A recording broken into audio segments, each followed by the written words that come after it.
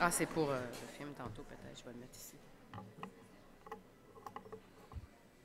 Wow, déjà le silence, on n'a même pas commencé à parler encore, c'est impressionnant. Wow, what a silence, it's amazing. And we haven't Bonjour even à toutes et à started. tous. Well, hello everyone. Bienvenue à Welcome cette to this conférence conference, intitulée which is Canada called 150 Canada 2017 150 2017 maintenant. starts now. My name is Marie-Claude My name Lavallée. is Andrew Chang. It's a real pleasure to be here and co-host this event. Le plaisir est partagé, Andrew. We're sharing Ce that matin, pleasure, of mesdames et course, and messieurs, this c'est le début morning d'une it is conversation, the launch en of quelque a sorte d'un dialogue. échange In fact, qui, it's on going to be an l'espère, va se exchange, and propager we're à hoping that it's l'ensemble going du to pays au spread to cours the des rest prochaines of the semaines. country over the C'est next pas few inscrit weeks, dans vos and it might calendriers, not be mais on en your calendar 2017, yet. le But in Canada va fêter 2017, ses Canada will be 150 ans, celebrating une grande 150 years, célébration a pour la grand Confédération. celebration Yeah, and it's for the coming faster than you might Confederation. think. And so just as we are here today, Canadians are gathering in 12 cities to begin imagining and planning for this major milestone. CBC Radio-Canada, en collaboration avec nos partenaires CBC nationaux, Radio les Canada, in fondations collaboration communautaires du with our Canada partners, et Via Rail that's Canada, Community invite les Foundations Canadiens, of tous les Canada and Via Canadiens, Rail à is s'investir dans inviting le all projet, à Canadians lancer leur to get propre involved in this conversation, leur project, to propre launch their own discussion et à discussions, penser aux and to célébrations think about de these celebrations 2017. for Yeah, and 2017 we right want this to away. be as inclusive as possible. So we're looking forward to hearing from Canadians right across the country. And in fact, many people will be tuning in online at 2017startsnow.ca. There's a live feed of this very event. Many people will also be joining in on the conversation on Twitter, on Instagram, using the hashtag Canada150. And for those of you with smartphones and quick trigger fingers, you can do the same. You can take part there. Oui, la conférence de ce matin, comme vous le dit Andrew, Yes, est the diffusée conference, en as Andrew direct said, sur le is web going to be à on partir the du web, site and there's créé going to be a spécialement site pour that was cette série de created for conférences, these conferences, www.2017débutemaintenant.ca. Et vous pouvez partager and vos you can commentaires share et your réflexions comments, sur your Twitter reflections et on Twitter Instagram and en utilisant le Instagram by mot-clé ou using the hashtag Canada Alors, dans quelques 150. instants, je So vous in a few expliquerai exactement minutes, comment va I'll se be dérouler la talking journée. about how the Mais day tout will d'abord, unroll. But inviter un first of all, représentant des Premières I'd like Nations to ask à a se joindre à nous representative pour of the First prononcer la Nations to prière join de us bénédiction. for We'd like to the invite blessing. Elder Andrew DeLille Sr., who will provide an opening blessing as we begin our day. C'est qu'on, Monsieur Delisle.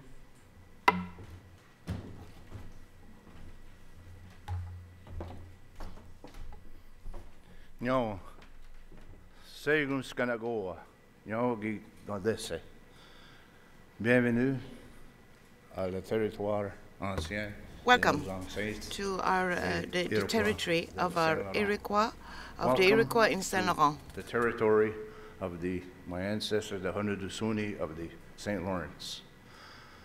To start, I would like to just explain a little. When we start meetings, we have a prayer of honor, and the prayer of honor is quite lengthy. It honors everything on earth, from the smallest insect to the tallest mountain. And we recite this, and it takes quite a while, but I won't do that today. The reason for that is the basis of our culture. The culture which tells us to live in harmony with each other, and try to live side by side and work together to continue into the future. And that symbol is, have you heard of the wampum belt? That's the symbol. Here is myself, and here's you. Here's the birds, and here's me. And the way it goes, that's the way it goes. We always work together. So, and I carry the eagle feather. The eagle is the one that protects us and warns the Great Spirit if there's danger coming. So to start off, I would say we honor the Creator for all He has given us, the universe. We honor the earth, Mother Earth, for giving us our subsistence. We honor the four-legged that live on the earth who provide subsistence for us and our partners. We honor the creatures of the water which freshen our water and provide us subsistence. We honor the birds of the sky which gives us nice music and provide companionship for us in our sad times. We honor the people of the earth, that is all the nations. I would name them like brown, black, red, white, and yellow. And we hope that in some time in the future they would follow this honor to work together in harmony and live in peace. We honor, of course, our ancestors who have gone before us, who have left us a path, left us our future, have designed our future for us, and we must continue that and protect it. And we honor them for that. Then we honor our friends, we honor each other who are here today to work together, and we hope that you work together in peace and harmony. Then we honor the spirit. In my language, it's called Ozioranda. It means the spirit that connects us all. It attaches us to the earth, attaches us to the trees, attaches me to you, attaches me to this microphone. It's just as an explanation, that's what the spirit of Oranda is. So with that, I welcome you to our territory again, and I welcome you to ask that you have a very good meeting, because it's an important thing. Apparently it's for the celebration of the 150 years, and there are a lot of things that have happened in that time, and we hope that we can design a plan that from that point in time in 2017, I imagine, that we can start a really better life. Thank you.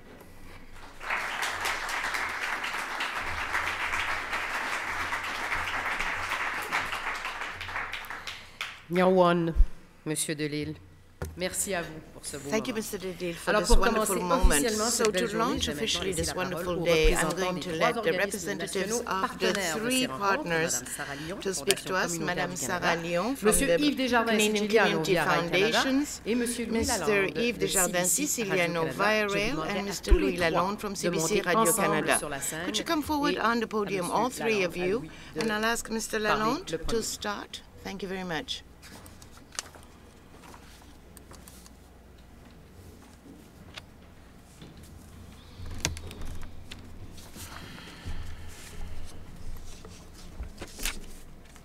Hey, bonjour, bonjour, et merci beaucoup. Hello, everyone, and thank you very much. It's a pleasure to be here with you. On behalf of CBC Radio Canada, it's a real pleasure for me to welcome you to this conference. Canada 150 2017 starts now. That's quite a title, yes. Well, as you may know, this conference in Montreal is part of a series of conferences that will be taking place throughout the country, all the way from Vancouver to St. John's. Our goal at this conference is very clear. We want to launch a dialogue on a national scale to prepare for the 150th anniversary of Canada, which will be celebrated in 2017. In fact, we have associated ourselves with two excellent partners, Via Rail Canada and Canadian Community Foundations, and I want to thank them. I'd like to also thank all the other organizations that have joined us and that have rendered this conference possible. We have invited an array of leaders representing many facets of our diverse society. We hope that the Canada 150 2017 Starts Now conference will inform, inspire, and incubate local and regional projects to mark Canada's 150th anniversary and will leverage new ways to connect Canadians to national initiatives. J'en profite d'ailleurs pour remercier nos conférenciers. I'd like to thank our speakers as well. I'm really impressed with the quality of our speakers today, and I'm very, very anxious to hear each and every one of them. The year 2017 is a historical landmark for Canada, but also for Montreal, because we'll be celebrating our 375th anniversary of the foundation of this metropolis. The Canadian society has become a lot more complex over the last few decades. Many things have changed, many things have evolved, and therefore anniversaries such as the 105th and the 375 are excellent moments to stop and look at the course that we have driven to date and to think and reflect on our future. And to better understand this new reality, we have to create opportunities of exchange with those who actually live these realities in the field. So you have to do it with stakeholders who represent the diversity of our society.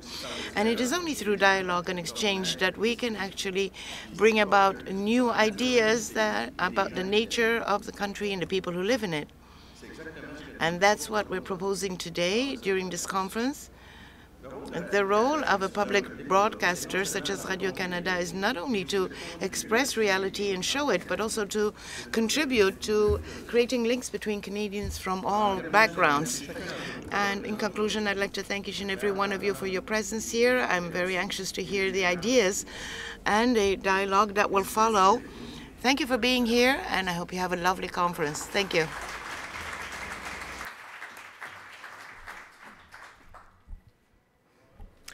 Bonjour. Bonjour, je suis ravie d'être ici. Hello, I'm very happy to be here in Montreal on this wonderful day to exchange with you on this issue and at this conference. And you know, this morning, with all the traffic and all of the potholes and hockey game tomorrow and the traffic today, I went through a wonderful city full of energy, full of creativity.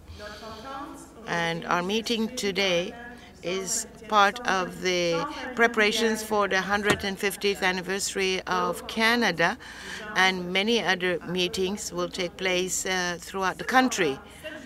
Nevertheless, this day is a special one because it is the only conference that will be taking place in the province of Quebec. So let's take this opportunity as people from Montreal and Quebec to make sure that we pour our personality into this dream of the 150th anniversary.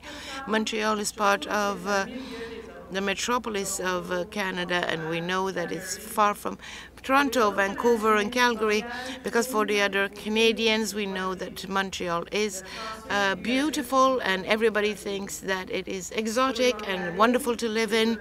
For people from Montreal, we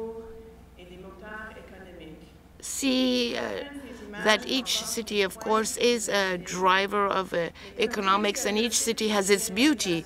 But as with all stereotypes, when you make these differences, it doesn't create unity. But today we're here so that we can talk about the past in Canada, the nations, and its many diversified locations, and also to discuss about the future that we want to carry forward together.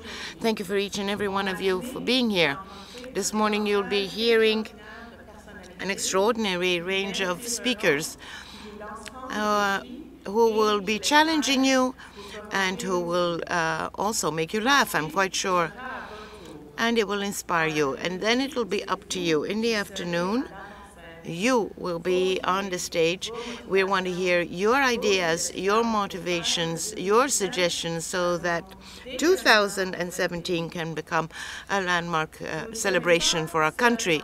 You will not be alone in this adventure. Whether you're here or whether you're online on the web, the Canadian Community Foundations, as well as CBC, Radio Canada, and Via Rail Canada are certainly listening to you, and our networks have more than 200 community associations. Whether you may be in Saskatoon, where we were last year, or any of the rural regions in Quebec, you will probably find this community association next to you. We invest in the communities, and if we're here today, it is because we believe that 2017 can be more than just a celebration. Of course, a celebration, no doubt, but 2017 can also be an opportunity to reflect and to come together, create a vision for the country. The Governor General of Canada talked about a nation with heart, a nation of the future, and we have decided to make that a reality. Our meeting today, therefore, is part of this process, and you can count on the Canadian Community Foundations to continue this dialogue. Citizens will be able to download a kit of information to launch these discussions in their kitchen or in any meeting place. Everyone has something to contribute about how we will celebrate this 150th anniversary of Canada. So let's get going, and thank you very much, and let's get to work.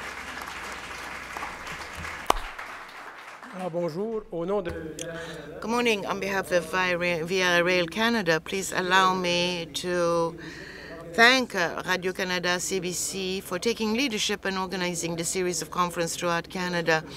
And I'd like to thank also the Canadian Community Foundation for their support and their participation.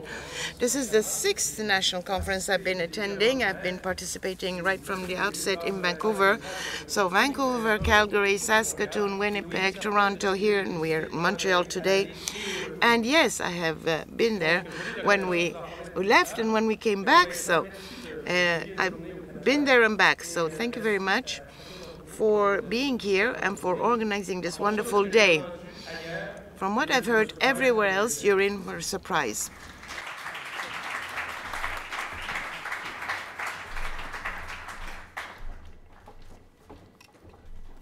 Thank you very much, all three of you, for those opening remarks. Now, when you think about it, it's actually a pretty exciting time looking ahead to 2017 because so many Canadians, myself included, weren't around for the last major celebration that we had in 1967, celebrating the centennial. And so I was. I was. Not all of us were. And so it's a pretty exciting time to have that opportunity to actually celebrate a major milestone such as this. C'est vrai, Andrew. Beaucoup de Canadiens sont nés. Quite right, Andrew. So many Canadians were born after the centenary, and many, of course, have arrived from elsewhere. But even those who weren't here, I think, would have held, I'm sure, all of the stories of 1967 and all Expo 67, the euphoria of a new country taking a turning point, and it's unbelievable how many people have kept their Expo 67 passports. And I'll be the first to tell you that. And today in Montreal, we have a lot of architectural landmarks that tell us, that reflect that year. Ile Sainte-Hélène, for example, which is venue for entertainment, the Metro, Habitat 67. Yeah, so it's here in our hearts. What people don't necessarily realize is that the centennial was such a huge success, not because of any one official program, but because Canadians right across the country really stepped up. They really wanted to own the event, to get engaged, and to celebrate it in their own special way. Absolutely. Partout au pays, en fait. You know, throughout the country, Canadians had organized activities for the centenary. In Montreal, there was Expo. In Toronto, there was the Caribana Parade. And in the West, in Nanaimo, there was, of course, the bathtub race. And in St. Paul's, in Alberta, they had the first landing for the some of the events were a little more exotic. Flying. Yeah, and in the last case there in St. Paul in Alberta, you almost get the feeling that they wanted to welcome not just Canadians, but people from all over the galaxy in a way. So it just goes to show you Canadians can be pretty imaginative when they want to be. We should go see that platform. I think it would be a good idea. Yeah, let's do a story on that. CBC Radio-Canada. CBC Radio-Canada was present in all of these steps and was participating in the celebration of, with over 6,000 actually events. This is the legacy of Canada's public broadcaster as we look ahead to 2017. It is time again to start the work of bringing Canadians together. Alors oui, Andrew, voilà. Yes, Andrew, that's it for the past. Let's look towards the future and see what we can create for 2017 and, of course, for the 50 years to come. So this morning we're going to hear presentations from 10 different personalities. Each speaker will have 10 minutes to talk about the country, about the challenges, the choices. They'll also talk about all the ideas that we can create moving forward so that we can have a celebration on a grand scale and make sure that we distinguish ourselves. Their own unique take, their own point of view, try to inspire each and every one of us as far as the role that we can all play in celebrating this major milestone. Alors voilà, chacun des conférenciers va nous inspirer. So we'll draw our inspiration, I'm sure, from each of the speakers, but of course it won't stop there, because after the presentations we're going to work together so that we can deal with 12 issues, very precise issues, in the roundtable discussions this afternoon. Appearing on the screen right now, and that's when the fun really begins. That's when we're all going to be able to get our hands dirty, to be able to discuss all these ideas, mix it up, move around a little bit, meet one another, and talk, and discuss some of the ideas that we have, and let that creativity emerge. Exactement. Donc, vous aurez des questions, bien sûr. Et of course, you'll have these questions to answer, and you just join whichever table is of interest to you, and where you'd like to contribute some of your ideas. And so at the end of the discussion, we'll be visiting each table to hear from you. So, and this part is really important. Among yourselves at each table, you'll have to appoint a spokesperson, someone who can speak to some of the ideas that your table has managed to come up with and bring them to the rest of the room. And to help you out a bit, we also have some local university students today who are going to help with the note-taking of the conversations this afternoon, something they've had a lot of practice with. Oui, et puis ces notes-là sont très, très importantes. These notes are indeed very important, Andrew, because, of course, throughout this pan-Canadian tour, we're going to continue to get all the ideas and aspirations of Canadians for the future of this country and for the celebrations noted down. And on the 27th of June in Ottawa, there'll be one last event. It'll be a synopsis of all these conversations so that we can get all these ideas to stand out and so that we can find out that we really can get together and we can celebrate together. So the work we're doing today is very, very important. We're very happy that you're here. And our goal is, of course, to continue this discussion, and let's start it right away. So we have 10 exceptional speakers. They're going to inspire us. They're going to present a challenge for the future of Canada and for the 50 years after 2017, as well as their ideas to celebrate this milestone. A full slate of speakers, so let's get right to it. Absolutely. Notre premier conférencier a toujours... Our first speaker had always wanted to get the voice of the communities to be heard. And in 1983, he was very, very involved in creating, therefore, a community radio in his nation. Since 1992, he's the chief of the First Nations of Quebec and Labrador. So let's join me, please, to welcome Mr. Ghislain Picard.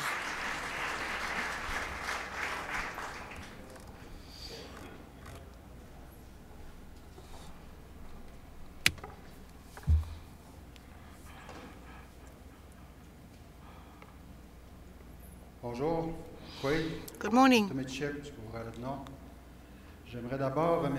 I would first like to thank our Chief Andrew Delisle for the benediction and the blessing this morning and the prayer this morning. Mr. Delisle is part of the generation before me, and so he was a Grand Chief for the First Nations of Kahnawake, but he was also part of an important delegation of Aboriginal leaders who welcomed all the countries that participated in the Olympic Games in Montreal. And he was the representative of his nations and the representative of the First Nations for Quebec and Labrador. The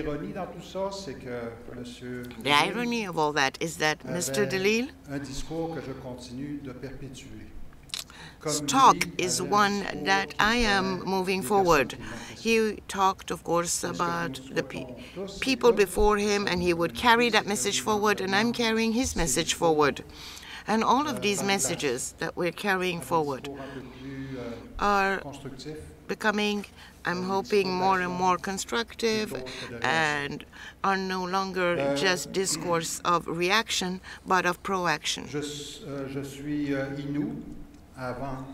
I am an Inuit before I became the chief of the Quebec and Labrador First Nations and my original communities summit. For those of you who don't know your geography, the summit is between Bécomo and Forestville on the north coast.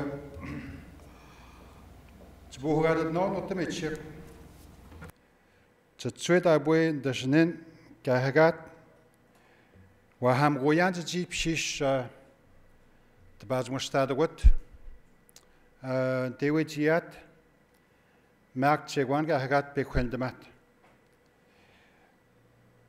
The trade away Gohawan, Dainan, Gohawan and them Edam Zuyat. Il y a quelques années, a few years ago, I was participating in an event in Wandaki, which is outside of Quebec, with the person who was the mayor of Quebec at the time, André Boucher. And they were saying, she was saying actually very clearly and candidly and frankly to all that when she was younger, they had taught her that the history of Quebec and Canada had started at 1534 when Jacques Cartier arrived. And very humbly she was saying, later I learned that there was a whole history prior to that history that we were taught. And I think that's the first important point I'd like to bring up today as we move towards the 2017 celebrations.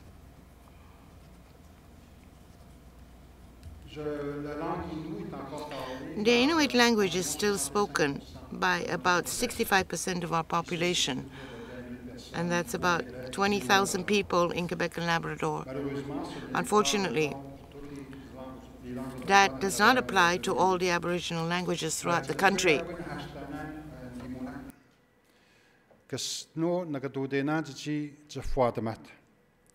C'est sans doute dans une langue qui aurait pu ressembler aux quelques mots que je viens de prononcer. So it is probably in this language, or one that resembled this one, that my ancestors actually welcomed your ancestors about 5 centuries ago. Our people have a tradition of hospitality and respect. But many of us consider now that our policies of immigration at the time would have been better off if they were less flexible. Certain observers who are even more severe than that tell us that we shared so much that we have nothing left. But of course, that's part of a different debate. There is no doubt that many First Nations were here in North America before Christophe Colomb and before Jacques Cartier's expeditions. And for most of the First Nations, their presence on this island of the Turtle, or America, is more like 6,000 to 10,000 years. And I'm not going to have a fight over a few thousand years. But so 150 years of history says Canada is very young. But there was a huge history before that one, a history that we don't talk about, the one of our people who named every waterway, every mountain, every lake, and every season.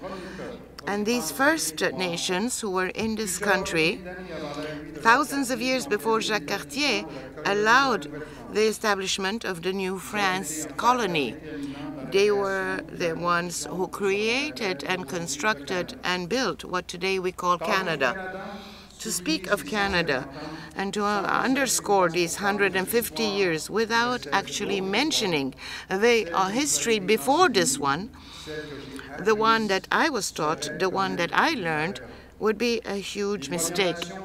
The First Nations were the sovereign nations, and this is confirmed by many treaties, and in 1763 also by the Royal Proclamation, which is still today a document that is in our Constitution. So this sovereignty, even through all of the ups and downs, has survived the times.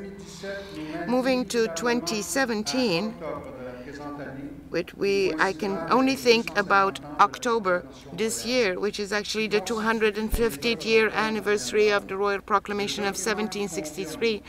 And this is the document that confirms specific rights for our people and the obligation of the Crown to deal with us and respect and abide by these rights. The decisions of the Supreme Court of Canada mentions regularly this Royal Proclamation, and therefore we should not be surprised that the First Nations, when they interpret their relationship with the Crown, consider the Royal Proclamation as the only document that actually recognized and respected them, something that is missing today. And we should not think that this was an abdication on the part of our people to the Crown, because the results that we had with the different governments certainly did not allow us to do otherwise. But Canada can certainly say that it was perhaps one of the first countries that recognized the realities of our people.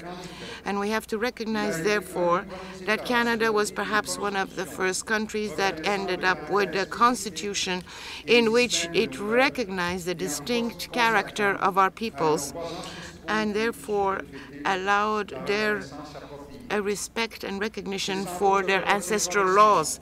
And I'm sure that that is what history will remember over and above what happened before and what should happen in the future. I think that all of us together here will have a very important role to play. And what will happen as of now is that we should actually challenge a political will that is often absent. Section 35 of this Constitution is dedicated to our people, and it took a lot of effort to get it there. Our leaders at the time, and Chief Delisle, beyond the diversity that they represented, rallied together to make sure that there would always be recognition of their historical treaty and recognition of the territories where they have a right and they have Aboriginal rights. So we had a huge mobilization at the time with the results that we see today. Nevertheless, what very few people know or maybe have forgotten is that the country owes us a third constitutional conference, which had to deal with the implementation of ancestral laws and treaties and create the basis for an autonomous Aboriginal government. And the conferences that were supposed to allow us to do that unfortunately failed. And that is why we have all these challenges to face today. We have to search for a government that will have the courage to actually take that constitutional process in hand again and lead it to success. So we need special and major changes for our Aboriginal communities, and of course we can accomplish some of that ourselves with the energy that many of our members have and invest in many initiatives to demonstrate their identity, and also because they really want a collective positive future for their nation. With proaction rather than reaction, Quebec is a very rich society and considers itself progressive. So how can you explain what is happening in many communities? Because according to the Development Index of the UN, Canada is amongst the 10 first countries of the world, but now it has dropped to the 60th rank if we look at the social and economic status of the Aboriginal people. This is not the Canada that our young are dreaming of. There is still some progress in some sectors. In others, the situation is actually getting worse. So the challenge is a huge one.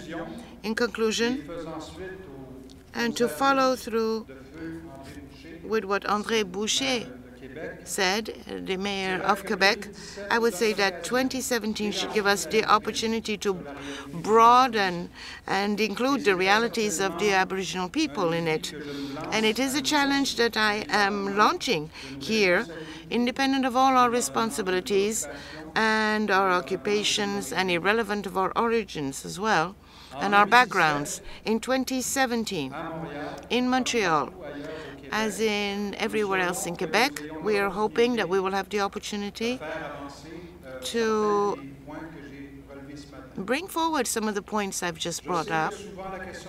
I think that the Aboriginal issue often makes people uncomfortable, the whole issue of the First Nations.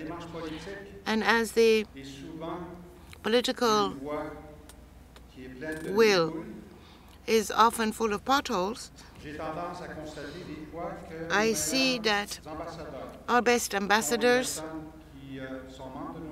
are the people who are members of our First Nations and who are artists and express, therefore, through their art, through their drawing, through their songs, and other means, what they feel. And our dream, therefore, for 2017 is to have a venue where we can express that here in Montreal. Our project is to establish, therefore, a cultural and artistic center for Aboriginal art in Montreal that would be able to showcase our work, just like the botanical gardens. It gives us that possibility. And that is my dream here today that I'm sharing with you. Thank you very much.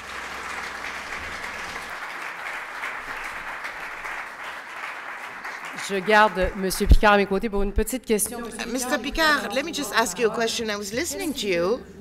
How is it that despite all of this reality and despite all this, you're still such an optimist? Are you, in fact, an optimist? Every time I open my eyes in the morning, I ask myself that question. And the answer, I think, is quite simple. I would say that you can't give up. Our population is a very young population. Those under 25 represent 55% of our population in most of our communities. So this is a responsibility that we have and that we're going to transfer to others to make sure that we continue to have a progressive outlook. It also, of course, requires commitment on the part of everyone, which is one that we have difficulty getting. We have the impression, more often than not, that that will and that commitment is only one way. Thank you very much.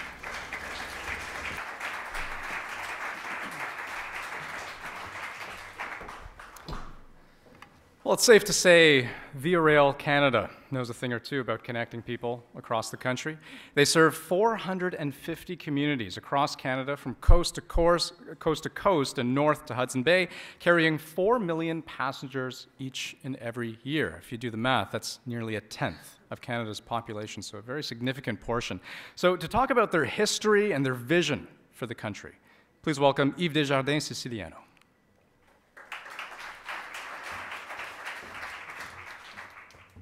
Rebonjour. So, good morning again. So, thank you, Chief Picard, for this introduction, because my topic has to do with history. We are on the same wavelength. Via Rail Canada, and for us, it's an opportunity for the Canadians to listen, to learn, and to experience Canada. Said, history should be at the source of anything we do about 2017. And as Canadians, we should all seek to understand our country better after 2017 than we do today. And when we say as Canadians, we should keep in mind that many of those Canadians were not here in '67, either because they're as young as the two of you, really, or they are part of the 250,000 Canadians that come to Canada every year since 1982. So when you think about it, every 10 years, a new Toronto is established in Canada. Un nouveau Toronto s'établit au Canada chaque année. A new Toronto is established in Canada every 10 years.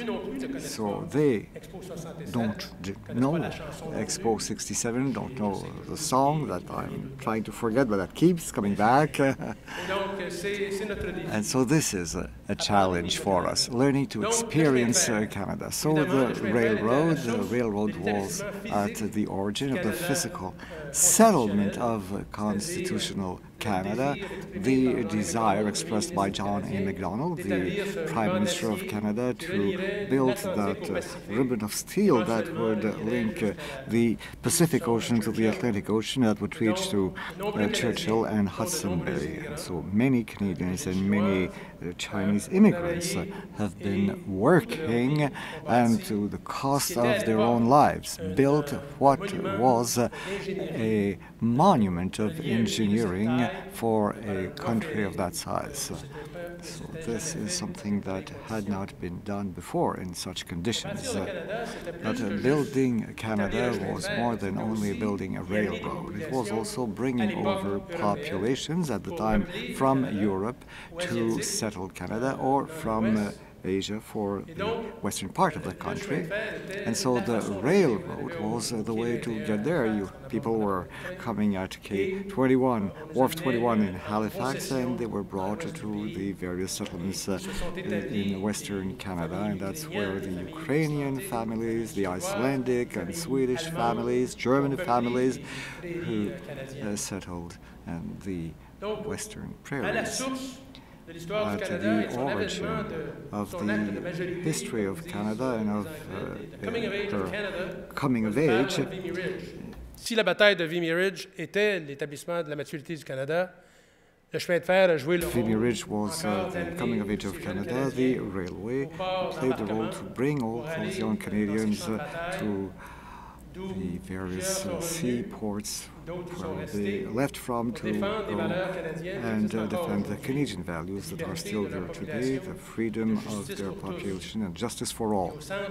And at the core of that transportation operation, there were the rail stations and the seaports. So you may look at them with some nostalgia, but we have to be mindful of what they did in the past. And that's why over the past few years, Via Rail developed partnerships that are allowing to grasp the symbolism of that history. First, an agreement with the Aboriginal populations and peoples of Canada, and the native people of Canada can travel at a reduced rate along all the Via Rail network across Canada to recognize the fact that the railway has been built on the original territories of the Aboriginal peoples. And in the light of the immigration issues that I mentioned earlier, in 2012 we set a partnership with the Institute of Canadian Citizenship to encourage the new Canadians to discover Canada. You're invited to take a trip on Via Rail at a highly discounted price anywhere in Canada. And as late as yesterday afternoon, we got a tweet from someone who was a new Canadian who said, I just got my citizenship this morning, and I just realized that I'm eligible for this trip, and I'm taking a trip 3 weeks, and I'm going out west to see the Rockies. Okay? And this is a way for us Canadians to recognize the importance for the newcomers to discover Canada in her geography, but also in her population. I'll come back to that. The other elements in the Canadian forces in 2011 to recognize the past and present sacrifices of the families of the Canadian forces who are defending Canadian liberties around the world. We have concluded a similar agreement that allowed the active and retired members of the Canadian Forces to board the train at favorable conditions. So the symbolism of the role of the railway through the history of Canada is still there today.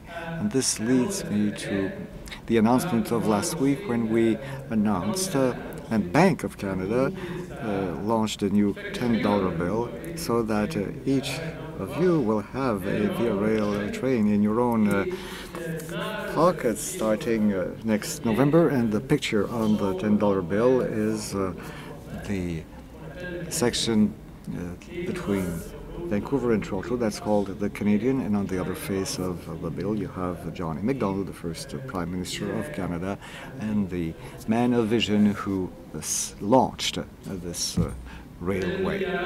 The Via Rail network from coast to coast and up to Hudson Bay is serving Hudson Bay and some corridors like White River in northwestern Ontario because of the few other transportation alternatives to serve the Aboriginal peoples of the area. So that's my only advertisement for Via Rail.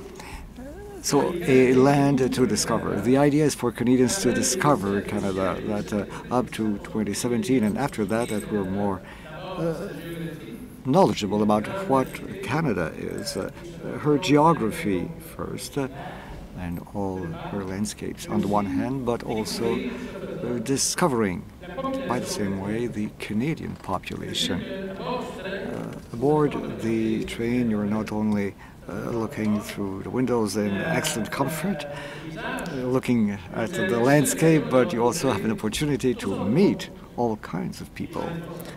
People of the Canadian Forces, Aboriginal people who are traveling at rebate, and also other fellow Canadians like us here today. And through those encounters, you learn to discover Canada, because Canada, beyond its mountains and lakes and rivers and forests, it's first people. And the train environment allows you to live a purely Canadian experience. At Via Rail, we focus on a Canadian experience. The food that's being served come from the Canadian oceans and the Canadian lands. The wines that you're being served are Canadian wines. The artists aboard are Canadian artists. Entertainment on your iPad, on your smartphone. Starting in June will be the CBC programming, the National Film Board, Historic Dominion, and Telefilm Canada. So Canadian productions, so as Canadian taxpayers and Canadian citizens, you will have an opportunity to see Canadian productions and even possibly just for laugh productions one day. And therefore you'll have a purely Canadian experience. So that's the idea for 2017. So place Canadians in a situation that will allow them to share with one another, to get to know one another, and so that through this communication we are more knowledgeable about our country, and we also have an opportunity to discover our country, to discover ourselves through our history and our stories. And for a more personal moment, here's my own story. 1945, my mother, who was freed by Canadian soldiers in Belgium, took a ship up to Wharf 21, then boarded a train up to Montreal, and my father, who was a son of peasants in Italy, came to Canada because he was on the wrong side. So in Italy, so he came to Canada, so he was harvesting tobacco in the Joliette area, so the two of them meet here in Montreal in 1953, and so here's the result in 1956. Here I am. So when we're talking of our origins, our ancestors, where we're coming from, each of us in this room has a different story. My story goes back to 1945, 1951, and is filled with military memories and what Canada would represent for my parents at the time. And as we heard from Chief Picard, for the Aboriginal peoples, it go back centuries and millenniums back. It's a benefit for us to know this history, because that's where we'll find the courage and the vision to build our future and to build a better place than the one we have today. Allow me to conclude by quoting Leo Tolstoy, and if I could even paraphrase him. I would say that everything that I understand about Canada is because I love this country. Et comme moi, je pense que vous aimez. And like me, I'm sure that you love this country, and I thank you for that.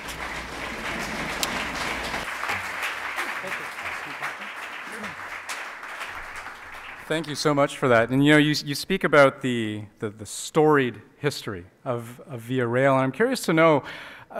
You know, it has this, almost this romantic idea to it. I mean, you mentioned that the quote is actually quite appropriate. Do you think that perception, that experience has changed very much over the years? Comment est-ce que l'expérience de voyager en train, ça a changé pendant les années?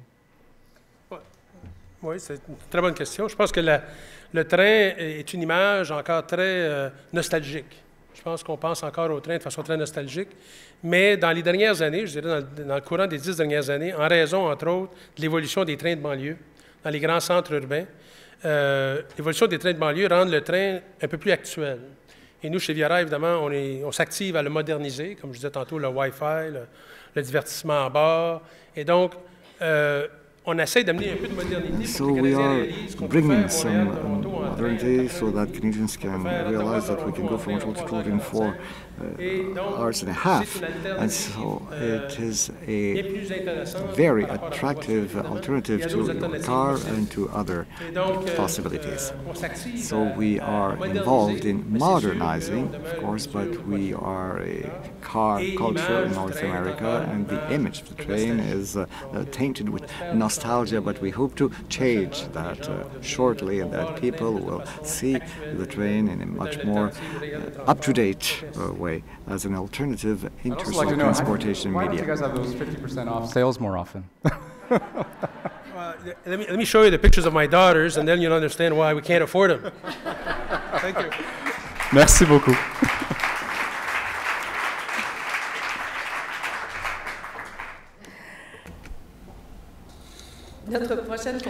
Our next speaker is a great communicator and a visionary leader.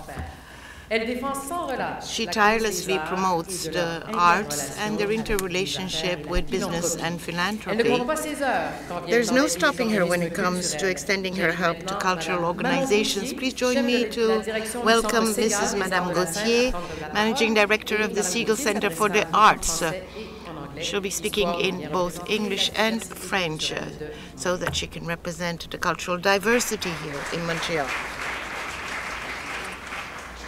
Bonjour.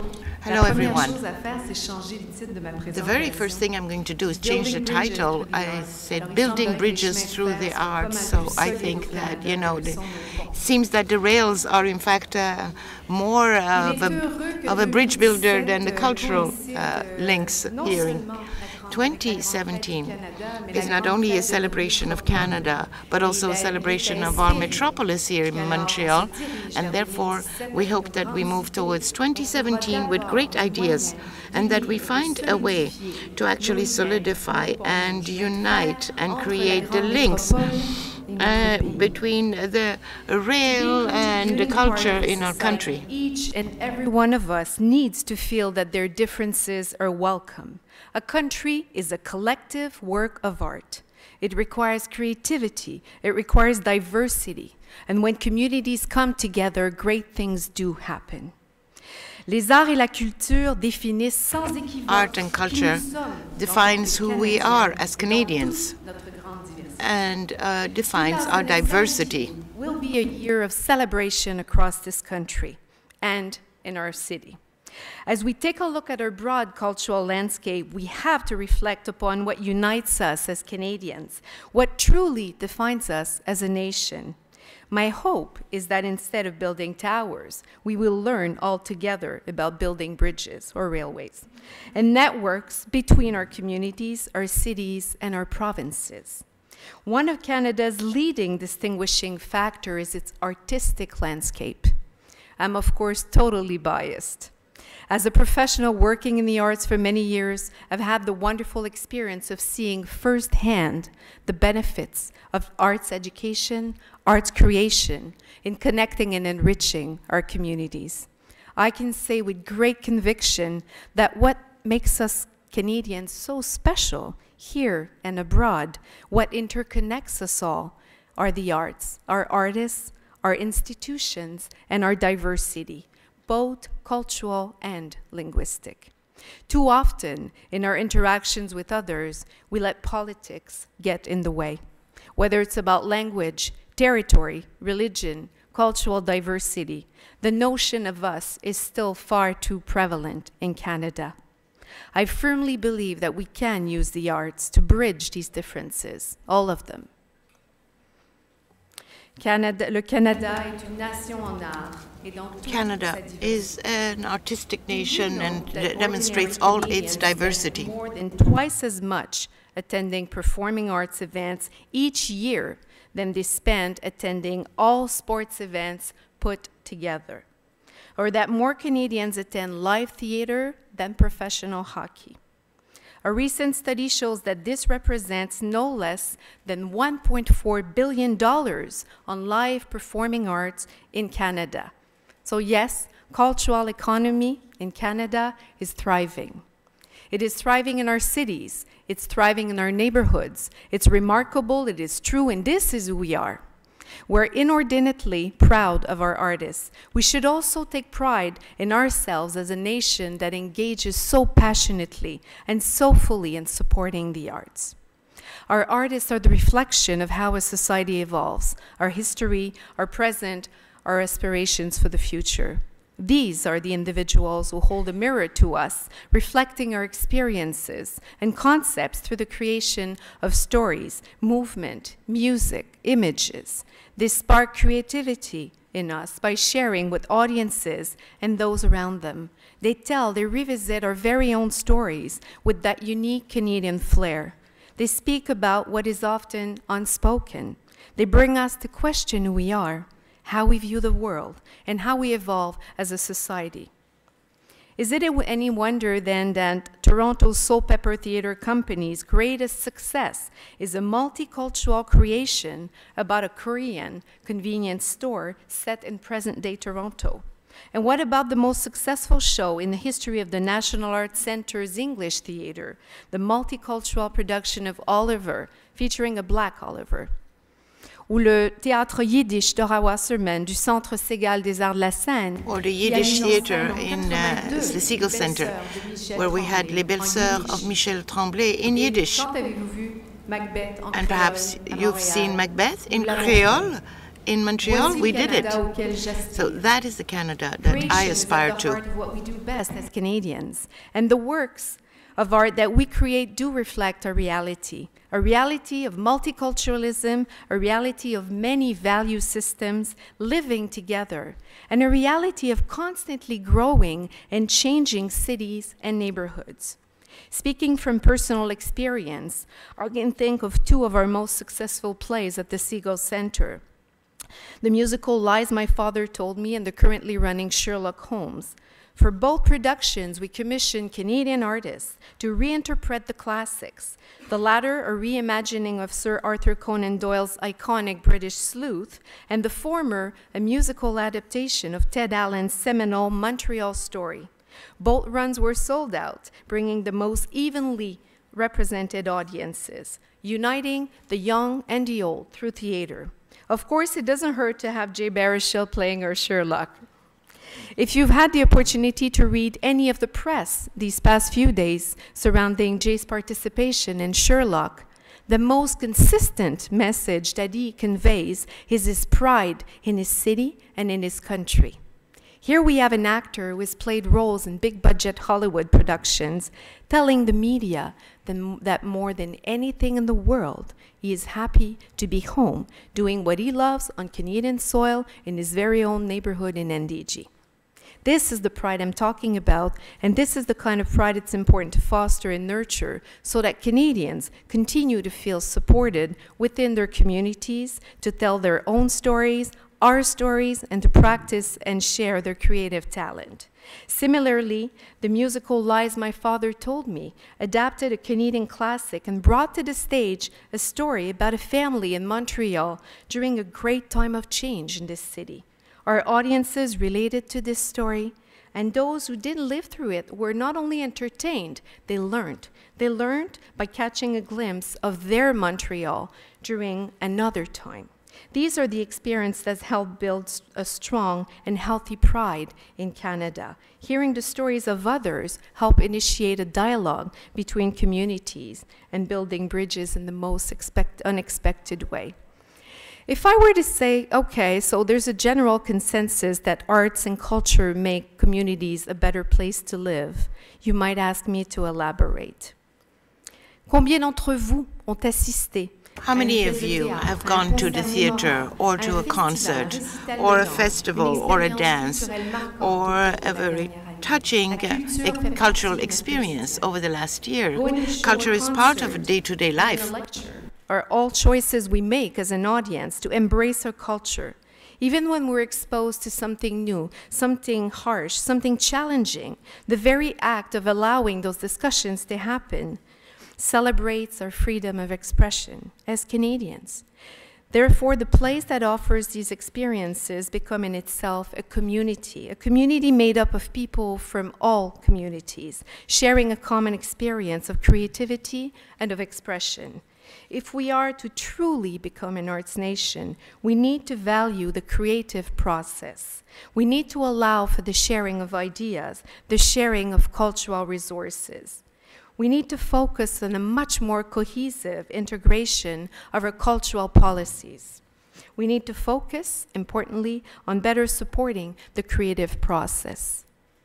If we want to talk about building bridges in a concrete manner, we need, as Canadians, to play our part. There's, in Canada, a major lack of support for creation. How can we support our artists so that we can see their successes and our stories play out on our stages? Comment peut-on créer des communautés créatives? How can we create creative communities and create links between them, whether they're in Vancouver, Ottawa, Montreal, or Quebec, or wherever they may be? Artists are creating everywhere in our communities, and it is imperative that we should bring our artists together, our cultural institutions, and not have competition but cooperation between them. Canada needs a broad incubator linked coast to coast, not unlike our vast railway system, a network that connects the dots between creative communities, artists, and allow for the free exchange of ideas. Another brief example of an experience. Où peut-on relier les artistes? How do we link these artists, and how better can we do it? Other than here in Montreal, we can take an Anglophone place like the Seagull Sender, and we can work with La Compagnie du Cep or Le Rideau Vert and so on. So we can offer the same production in English and in French right here in Montreal with the same actors. Only in Canada can we do that. This is Canada. This is the Canada that represents us. A country is a collective work of art. We all have a combined responsibility as Canadians to nurture the arts, whether it is through cultural participation, corporate, philanthropic, or public support. As we move towards 2017, how do we collectively promote and inspire a creative Canada? I love this quote. There's two ways of being creative. One can sing and dance, or one can create an environment where artists, singers, and dancers can sing and dance. Thank you. Welcome to Arts Nation.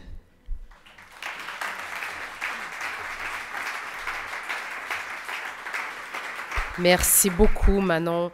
Thank you, Manon. I was reading earlier, and I was thinking as I was listening to you, about 2 weeks ago, I think, in Alberta, they said that in the primary schools, they've had a course for music for 50 years, and they were going to put a stop to it. How do you see our future? If we want good projects to happen, we have to give access to culture to the very young people. Yes, and it's absolutely alarming when we see the very little culture that we have in our schools. And whenever we have cuts in budgets, that's where we cut. In the government, in the schools. And yet, if we look at what's happening in Venezuela, for example, we see that people are, in fact, tied to the school if there's more culture, that there were less dropouts. Yes, it's ironical, because really we should have art for all the disadvantage, which we do, and yet we're cutting it everywhere in the schools and everywhere else. And yet we know that there is a socio-economic impact of cultures. We talk about integrating immigrants. We're talking about bringing cultures together, and yet we cut culture. So I think there has to be a political will. And the other thing that's ironical is that we're talking about business and art and the connection between them. And yet the more we talk about that, the more the government is cutting down its contributions to arts and culture. So we're hoping things will change after 2017. Thank you very much, Manon.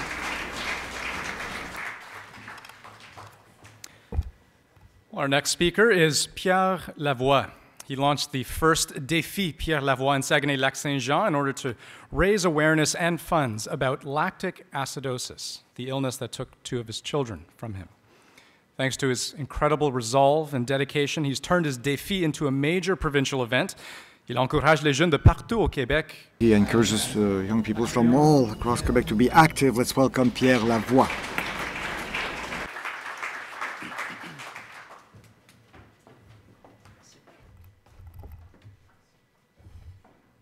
Bon, d'abord, c'est un privilège. Well, first of all, it's a real privilege to be able to share with you our vision. That's not just mine, but the vision of many people.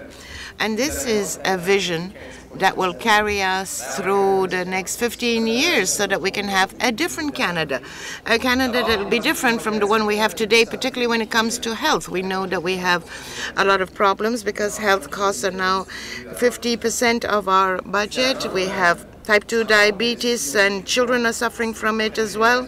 If we don't take care of our future generations, and these generations are people from Quebec, they're Canadians, they're the Aboriginal people who also have their problems. We have to promote a healthy lifestyle, and I think, in fact, Aboriginal people have even more problems with that. So it is our duty as a society to create programs and projects that bring us together.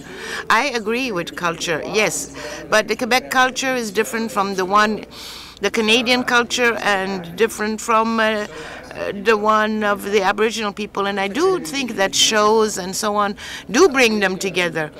But health is essential. Health is essential for everyone, whether you're white, black, Aboriginal, or other. Everybody is concerned about living a healthy life.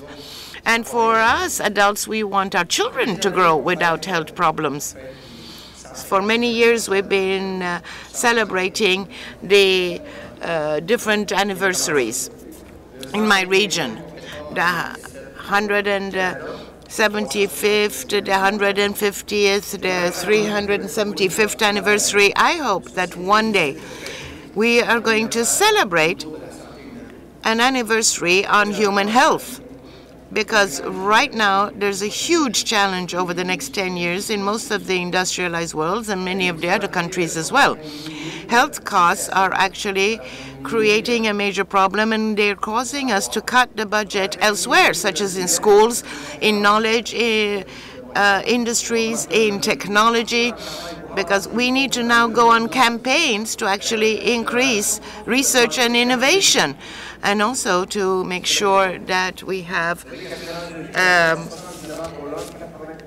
an expectation of life. You know that expectation of life is now 75 for men, 85 for women, and we are absolutely not able to actually change the quality of life for Quebec and Canada because of the people who have the wrong lifestyles.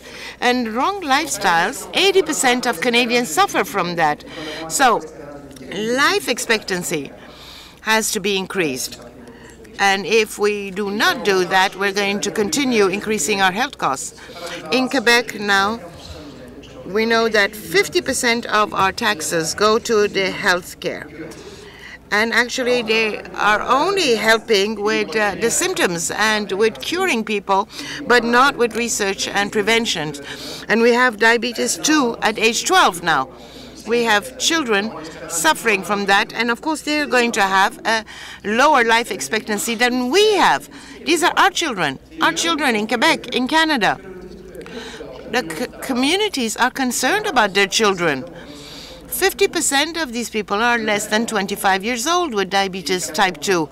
And when you don't listen to them, and they're a minority, it is not easy for them. So how do we get everybody to back up this ideology so that we can really change our culture?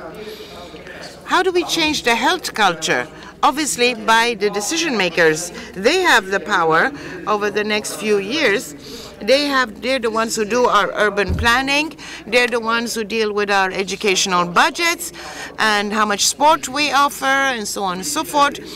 You know, we have to deal with that. I think that the future of Canada in 2017 should be one in which we're going to have a very big national celebration, but we have to take concrete steps to improve the health of our society, because otherwise we'll be judged later.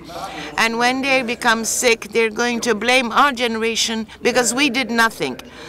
In Quebec and Canada, we talk, we criticize, but we do nothing. We're expecting the state to take everything in hand and deal with this.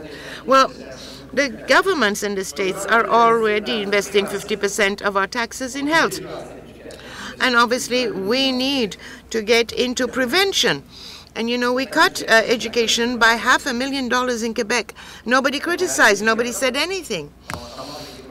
We're going to have health problems in the future, social economic problems in the future because we're neglecting education. Are we doing everything that we can in Quebec and Canada to really help those little trees that we're planting to really grow straight? Are we watering them every day? This is what we need to do. If nobody takes care of them, you know, I live in the forest area. If you don't take care of that tree that is actually in a disadvantaged soil, well, what is going to happen? It is going to grow crooked, and that is what will happen. Today is the day we have to take action. We still have time to prepare a celebration for 2017 that's going to bring all Canadians together. Be they Aboriginal, Black, White, Canadian, Quebecois. But people should actually improve life expectancy and the quality of life so that we have a margin to maneuver for everything else, because culture is still going to get cut back, because obviously we have to make difficult choices. And the government is just going to put the money in the priority, and that's going to be health. Because the people are saying, don't touch health. Any government that touches health will not be re-elected.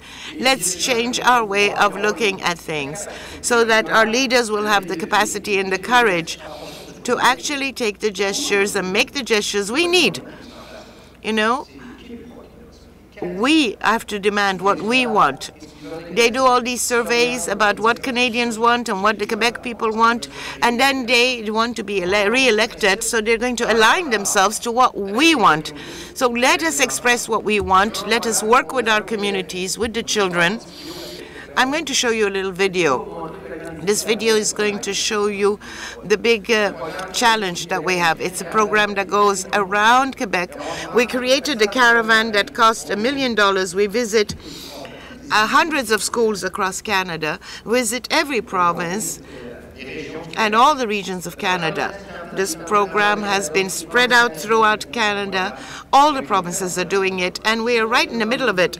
And I'm sure there are people who are hearing about their children talking about the energy promotion, to go out and bike and do this and do that. Well, that is exactly what we're doing. We're trying to take care of that tree and watering it. Our school teachers are doing their job. They just need our encouragement and our support. So in 2017, I hope that we're going to be able to get everyone together around health, that we have all kinds of festivals, activities, demonstrations, dealing with human beings and their health. We should be dealing with our health first because we need our health to do anything, and we and our health system and our government needs us to focus on health. And our first and foremost responsibility as an adult is to teach our children so that they have a different mindset compared to the adults of today. The cardiologists have been telling us, everyone has been telling us, stop talking and do something. This is a historical moment in Canada, and 2017 will also be a landmark for Montreal. I know that people here are already planning the 375th anniversary of Montreal. I have lots of ideas so that we can focus on health. We're not the only people who have a problem with the health. Problem exists everywhere in all the industrial worlds. But believe me, the arts will get cutbacks. Education will get cutbacks because of health, because the population needs more and more help. I think we should not get sick too early. That is the point. We have to have prevention through education. So I thank all the youth that are working on this energy project, the 335,000 people. I thank all of the parents who are helping the youth And all of this is going to end at La Ronde, at the Olympic Stadium. You know, it costs a lot of money to carry those people to the Olympic Stadium. It costs $200,000 to take these youth there. But now industry is actually investing in it. We have tons of people, Pfeiffer, Desjardins, and so on, that are investing in preventive measures. We have to start as early as possible. These people, just like 25 years ago, we educated our children to protect the water, for example, to recycle. These people have created a new generation with a new mindset and have helped us all. And today, everybody knows about environmental protection and everyone knows about recycling. We have to do the same thing with health. Quebec is a leader, and we are a leader province. So we're brilliant. And I think that we should start this project and launch this project in Quebec, and it is going to spread itself to the rest of the provinces. So here's the video. When we started all this in 1999, I was alone with my son. He was going to die of lactic acidosis, and his sister had died already of that disease. And I figured, this is my son, I'm going to save him. I realized that I'm not a doctor, I'm not a businessman, but I am an athlete. And I've been able to win all kinds of medals throughout the world, and I said I'm going to use that for health and for health prevention. And so now we're working on all that. What I'm asking people today is that we are all able to make a change in our society. Mr. Lauzon, there are many like you, and you can contribute and change this culture that needs to be changed, and we need a new mindset in the future. So I'll let you look at this video for 2 minutes.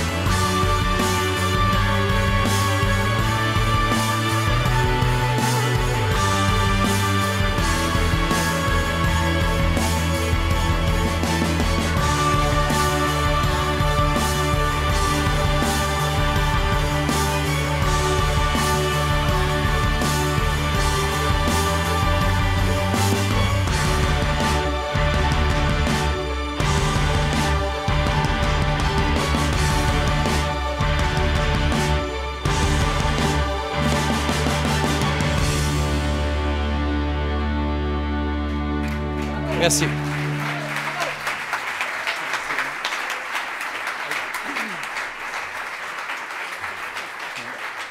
Alors, merci beaucoup pour ça. It's very Thank you very much. Video, very moving address. Je me demande, selon vous, pourquoi est-ce que c'est I was wondering, in your opinion, where is such a trial to encourage everyone to be physically active and proactive about health? C'est simple, c'est que Yes, well, the challenge was enormous, but it's everywhere. And the challenge is really in you. People think they're healthy, but actually they're not, often. What we really wanted to launch here was a movement that would help people take their health in hand and become responsible, so that everybody would also contribute and participate, so that one day we can become proud of the choices we make today, not for ourselves, but for our children. I can tell you that if I look back, I see that we should have made different choices, and 2017 should be a year when we make the right choices, because they're going to remember it. You remembered, for example, Expo 67. People remember that, they have their passport and so on. So that's wonderful. It was a turning point at the time as well, and we wanted to open Canada to the world, and we did it. And we were very proud of it. I hope that 2017 will also be an opportunity for us to contribute and be proud, because people actually make events happen. It is a very urgent issue, and I think that we have the power to organize and to go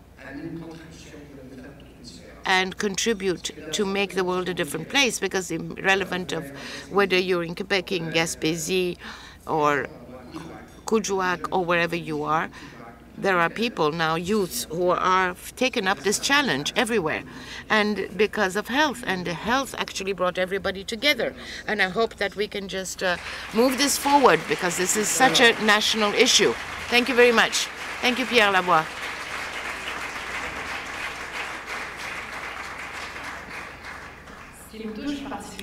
What I'm really impressed with in this talk is how the action of one person can actually extend and spread throughout the planet, especially with the means that we have today. Our next speaker is a real leader when it comes to international partnerships. He has been special advisor for climatic change and energy at the Canadian Embassy in Washington. He's also on the board of Canada World Youth. Please join me to welcome Marc Lepage, President and Managing Director of Genome Québec. Thank you very much, and thank you, Pierre. That was a really interesting presentation, and I hope that what I'm going to tell you will be a complement to that. Well, what I'm going to be talking about today is genetics and genomics, and I think that it should be at the heart of our celebrations for this 150th anniversary. We should therefore recognize our scientific heroes the same way that we recognize our sport heroes, our artists, and even some of our politicians. That might still happen.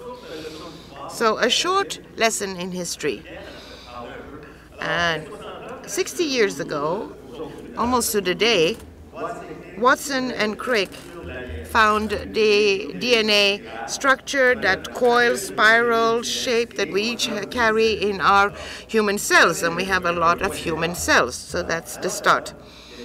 Now, 10 years ago, in 2003, Clinton was saying right on the steps of the White House that the full sequencing of the human genome had been achieved. That is a colossal scientific achievement. It cost $3 billion. It took 10 years, and it required the hard work of scientists throughout the world today. And we can walk out and go to the Innovation Center at McGill, that is the Center for Innovation of Genome Quebec. You can do the same sequencing for $5,000. It'll take you 2 weeks, and the quality will be far superior. So soon we'll be able to do it for $1,000. In 10 years, from 3 billion to 5,000 and soon 1,000. It's exactly the same revolution that we had with computers. You remember those huge computers, and now our intelligent cell phones have a greater capacity. And you see the revolution that we had with the numbers 0 and 1, how it changed our life, internet, social networks, and so on. Well, this revolution, the genomics revolution, is not as well known, but it is enormous, and it has an impact on you and will have an impact on your children. Well, this is a field where we have quite a lot of history here in Canada. We've had a lot of excellent scientists, and people talked about diabetes, for example. In 1994 in Vancouver, we have Michael Smith with his Nobel Prize as well for the techniques that we're using today for DNA. And for that acidosis, we have Pierre Latine from Saguenay, who's now working in Toronto. He's the one who discovered that gene. So I'm going to talk to Pierre to find out what impact that had for his family. And there are many heroes, such as the ones I've named. And we talked earlier, and we had a great presentation in Canada as well, from one ocean to the next. But today, in the 20th century, 21st century, we can say that even though we have difficulties, our health system is really the social network, the new rail that actually is bridging the links between us. So this is indeed very Canadian. And this system, which is our health system, which is a free health system, has to be based on our individual DNA systems. You know, we each have a variation in our DNA, of course. We're each different. And therefore, Canada had the courage to invest in the 2000 in this new genomics. In 2000, we created Genome Canada and Genome Quebec, and there were many research centers throughout Canada, and over the last 12 years we've actually invested $2 billion in this research. Quebec put $250 million in this to move it forward. Now, all this so that we can have health solutions. So we have the means to actually have the teams that we need to build the infrastructure to master science.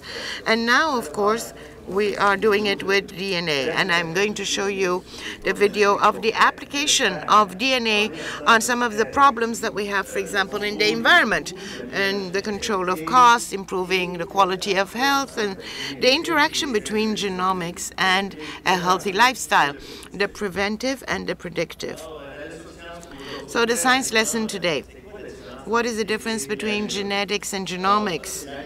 Well, this is the DNA that we have in each of our cells, and there are 22,000 genes in the human genome. We have to study those 22,000 all at once in genomics, but when we're looking at genetics, we're looking at one gene or another.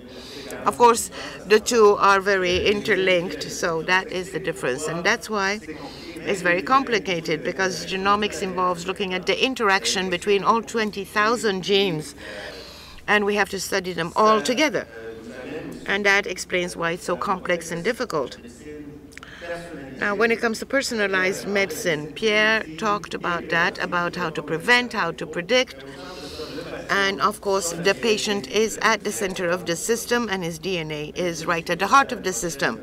And if we go to the next slide, when it comes to the environment, the biological, natural solutions that we can find that are going to allow us, for example, to reforest our environment with trees that are going to be adapted to the climatic change that we're going to be going through, or find new biofuels, or to find new tools that will allow us to control and reduce pollution in our lakes and our rivers. So it is very important. Now, let me just move along very quickly. Why is this important? Well, because this is the story of our world, of our human beings and everything around us. In 2017, in 5 years, 4 years, the person who's there could be sick and go to the doctor with her cell phone, her smartphone, and in there she has her full genome sequence. And he's going to check it out and adapt her treatment to her needs. So we'll have an app for that. And that's the kind of world we'll be living in, perhaps not by 2017, but pretty soon. So Canada has a real history of excellent scientists with great successes that we should celebrate. Like we said earlier, we have also a health system that allows us to adapt that science and implement it and modernize our health systems. And we have dreams of what we can achieve in the future. So we confirmed yesterday, and this has not been published yet, but there is a creativity gene here in Quebec, and it's really a strong gene in Quebec. That hasn't been published yet, but we really need the support of our artistic community to tell our story. You see, we need a show on DNA sequencing, so please help us. Help us to come and tell our story, a story that would actually be spread throughout Canada, if not throughout the world. So, in conclusion, I'd like to show you a small video that gives you examples of practical genomics and how we apply them concretely today.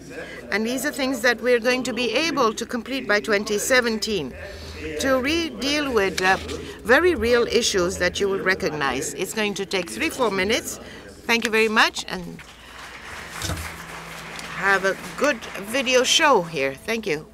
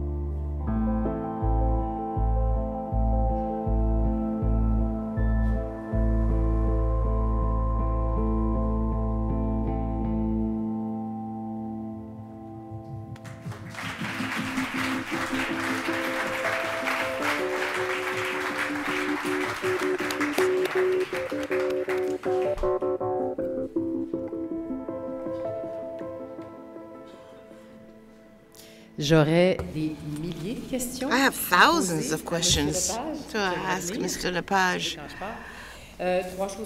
But three things. First of all, you were talking about 3 billion and then 5,000 today and soon 1,000 for the sequencing of the human genome. Are you the solution perhaps to reduce the health costs? Are you going to be the ones? Well, perhaps not the total solution, but certainly one of the elements that will lead to a solution. Because, boy, you're doing well. And maybe we're working with Mr. Lavoie, actually, and we're certainly going to have a team in his challenge.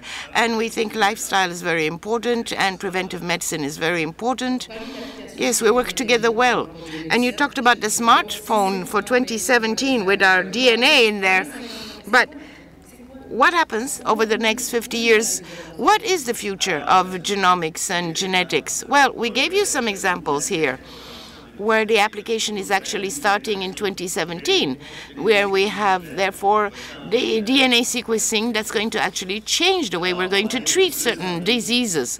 More and more, we're going to be applying that in our complex system. We haven't reached diabetes yet because that's very complicated, but maybe soon we'll be able to also manage diabetes better. But let's not forget, and I gave you health examples, but let's not forget agriculture, environment, all life systems where we will be able to have a much more natural management, so a biological one rather than a chemical one. And you talked about the creativity gene here in Quebec. I'm glad you realize that, but we also need an action gene, you know, because we need to do something. Yes. And I'd like to thank the people who actually created this video for us. Thank you very much. Thank you.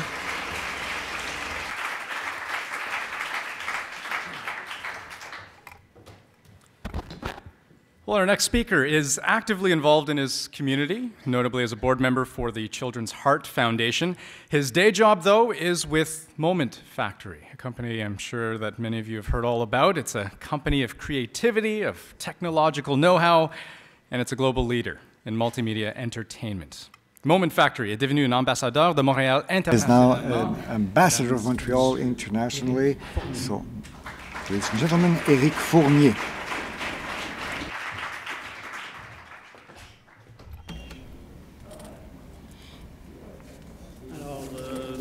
Well, good morning, everyone, and thank you. Before starting yesterday evening, as I was preparing my presentation, I got lost in my dreams, my nightmares, and at some point I saw an illegal hit in Ottawa against us. Well, the final decision was made in Toronto. Well, I'm not talking about the patriation of the Constitution, I'm talking about the Senator's goal against the Canadians yesterday evening, so we don't take it. Well, I'm here to talk about the Moment Factory and about hockey, even though hockey is a great Canadian topic. To talk about 2017 and give you the point of view of Moment Factory, I have to tell you at what point we are in Moment Factory. Well, we are a place for creation that's looking outside. Our projects are present all around the earth, maybe Atlantic City, in Vancouver, Los Angeles, Barcelona, and so on. Moment Factory is a place where people from all over the world come and work together, and we are working all around the world. We are a creativity hub, and when we're introducing ourselves, to talk about ourselves, people ask us, why is it in Montreal? Why are you in Montreal? Why is Montreal so different? And why were you able to create that firm? There are various reasons, but there are two basic reasons. The fact that we are bringing together three major industries, so video games, cinema, and design. And in all of that, Moment Factory is at the crossroads of those areas. And Montreal is a place of university, of knowledge, and of creativity. The universities are attracting young people from all around the world who are coming to study in Montreal and want to stay in Montreal. That gave birth to Moment Factory.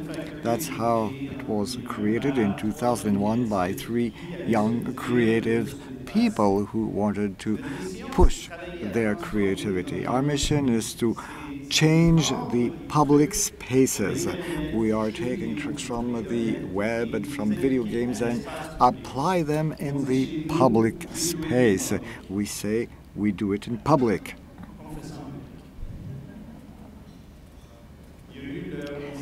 There was September 11, there was Hurricane Sandy, there were the Boston Marathon bombings recently, all sad events that send a signal that we're better in our own room with our web, and we're safer at home in our small place. But we want to fight this phenomenon of individualization. Our purpose is to bring people together in a public location, to give them the desire to come together and live something special. So to give you an idea of what we're doing, here's a short video.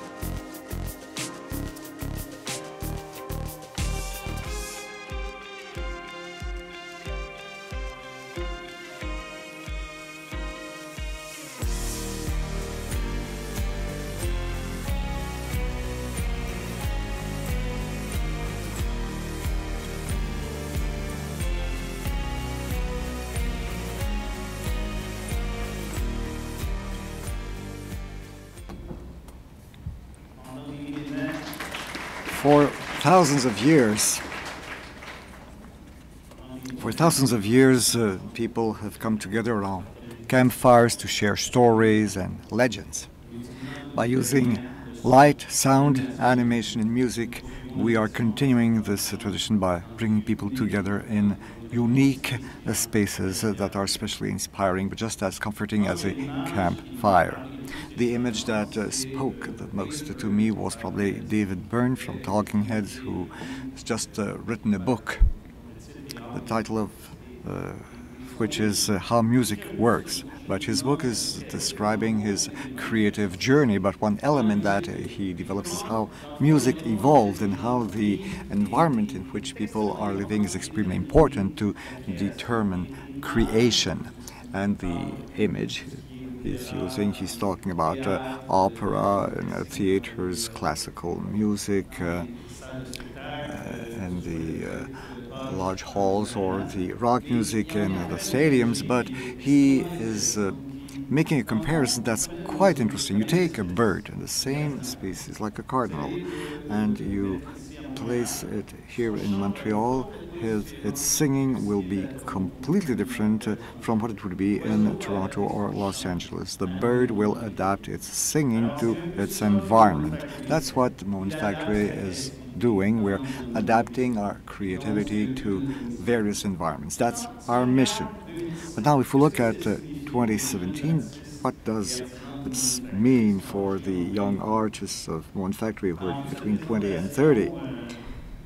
Well, for this presentation I talked with them and talked about 2017, and one thing that struck me is that we are referring, of course, to 67 and 76 like major moments in the history of Montreal. And something that struck me in their comments and in their way of looking at it is that for them, basically, those two events are closer to the Second World War than close to today. And as we've experienced those events, we feel that the Second World War was so far back in time. So that's the challenge. We have to look forward, to look at 2017 as an important moment, because for me it's an anniversary. It's an opportunity to innovate, to build and to create. What's more important for us, it's a date on the calendar. That's a date just as for a premiere in 2017, though it will come, so everybody can get ready and work towards that goal. And in time of Twitter and of Instagram, well, 2017 sends us back a certain vision that's not too myopic or not too far away. It's not too close, it's just the right horizon. So what are we going to do in 2017? So our part of a creative team. I have a whole team of audacious people, of artistic creators, and we have to rely on that. Rely on the fact that Montreal, with the Cirque du Soleil, with Arcade Fire, the Just for Laughs team, we have an extremely rich creative base here. Ideas? Well, what's most obvious for me is precisely the idea that Montreal, for years since the 70s and 80s, was living underground. Maybe we should go outside. The time has come, and in 2017 we should go out. And the idea would be to dig up our past, do some cleanup in our patrimony and heritage. So for the 50 years of the Expo, we have the biosphere, the witness of one of the major moments in the history of Montreal, and for some time it's been abandoned, unused. What should we do with the biosphere? So I grew up, and then the biosphere was at the heart of what Montreal was about. For the 150th anniversary of Canada, well, you may know that the remains of the first Parliament of Canada are here in Montreal. They are still there under McGill Street. So the Pointe-à-Calais Museum has a major project to dig up, to bring to light those remains. And for the 375th anniversary of Montreal, think of the silos, and silo number 5, which is also an imponent witness of the history of Montreal. It's placed strategically, and it's the link with Europe and with the whole of America. So we have to find a solution about this industrial, iconic symbol. But something else we should be thinking about for 2017 is that we should go elsewhere.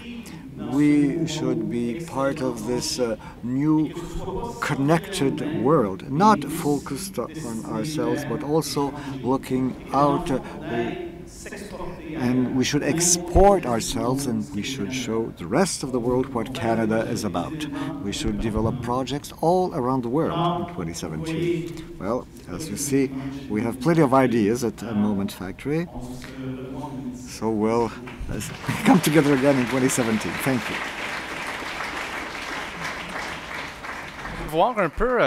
Well, we can see in the video today's technology, but I was wondering, until 2017, how's going to evolve that technology, and how's it going to be more and more interactive? Do you have a crystal ball about that? I have no crystal ball, but what I can say is that Moment Factory has never wanted to be linked with only one technology, and we are mainly working on the public involvement. So you see people with their smartphones as though it would be a smart stick, so they want to change their environments. You saw what we did at Union Station with the Christmas tree in Toronto. Well, that Christmas tree had been programmed. People could play with it on site and on the web. So that's the future for us. People should be involved in an environment where they can have fun. That's interesting. Thank you.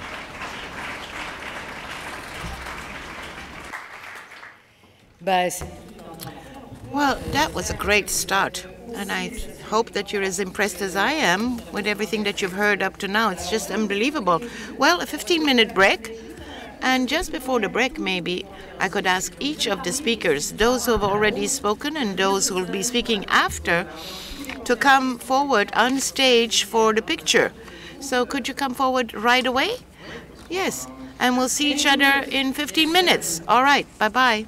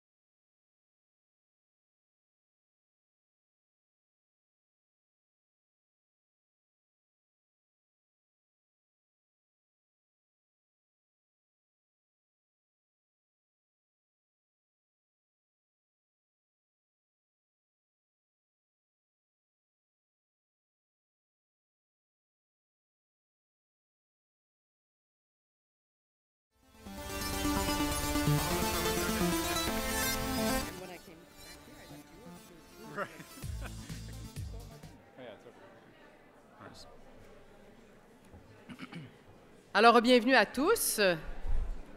Je vous invite à regagner vos places, s'il vous plaît, pour la suite des choses. Alors, Andrew, je te laisse présenter le prochain conférencier. Yeah, so our next speaker, Sonnet Labbé, ou en français, Sonnet Labbé, is a poet. She's an educator and a literary critic with the Globe and Mail. And in 2010, she was actually shortlisted for CBC's own literary awards. And interestingly, she's embarked on a 2-month tour aboard Via Rail to talk with Canadians, just as we are doing here today, about the country's 150th anniversary. So please welcome Sonnet Labbé.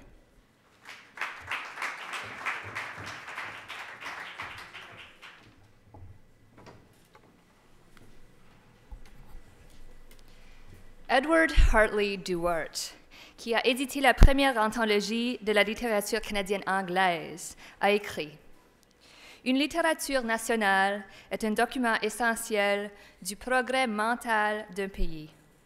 Elle est l'expression de la vie intellectuelle d'une nation, un lien d'unité nationale, a link of national unity and a guide for national energy.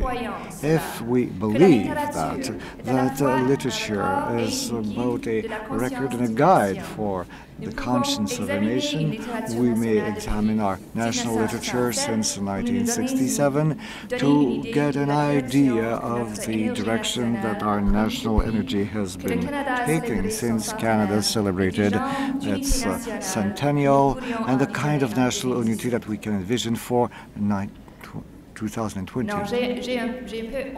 I'm restricted. I'm an English speaker and I live in Okanagan. And my expertise is in English Canadian poetry, so I will focus on my history of a certain idea, a certain notion of an English-speaking nation. Because in English-speaking Canada, our novelists are often also poets, and this history, I guess, can apply more broadly. I think it's also true for Quebec that it's a poet who said that my country is not a country, it's a winter, so it's also a national and nationalist feeling. Two of our main models for Canadian imagination come from poetry.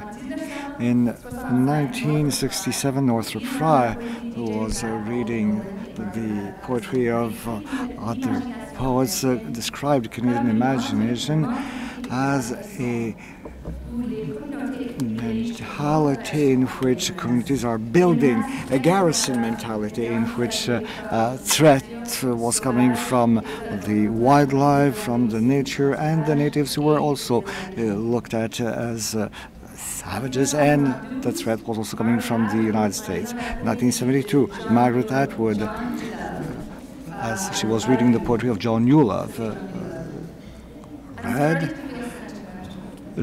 "Only when at home in my $60 a month slum, or to feel like a Canadian only when kissing someone else's bum." Alors, Atwood a utilisé ces versets au début de sa used those verses at the beginning of her thesis to show that Canadian identity was one of a victim who would focus not on triumph but on survival. But at that period, those ideas were already aging. By the late 1960s and the early 1970s, when our research for a national culture and identity were using those images of a frightened Canada, frightened by what was foreign, Canada was already beginning to open its doors to welcome a large number of people. You know that Canada adopted a policy of multiculturalism and started to look at itself as a multicultural mosaic. And those diverse voices started to people our literary landscape. The world, provoke new Christs with our beautiful women. Ça, c'est un des premiers poèmes de Michael Ondaatje, qui est né à Sri Lanka. Who was born in Sri Lanka. And in one of his first poems, Dion Brandt declared, Toronto, these winter fragments, these stark white papers, because you mothered me, because you held me at a distance I expected. But what we have seen is that several of the new voices on the literary scene were not only representing newcomers, but also Canadians who've been present for a long time. I écris Fred Waugh.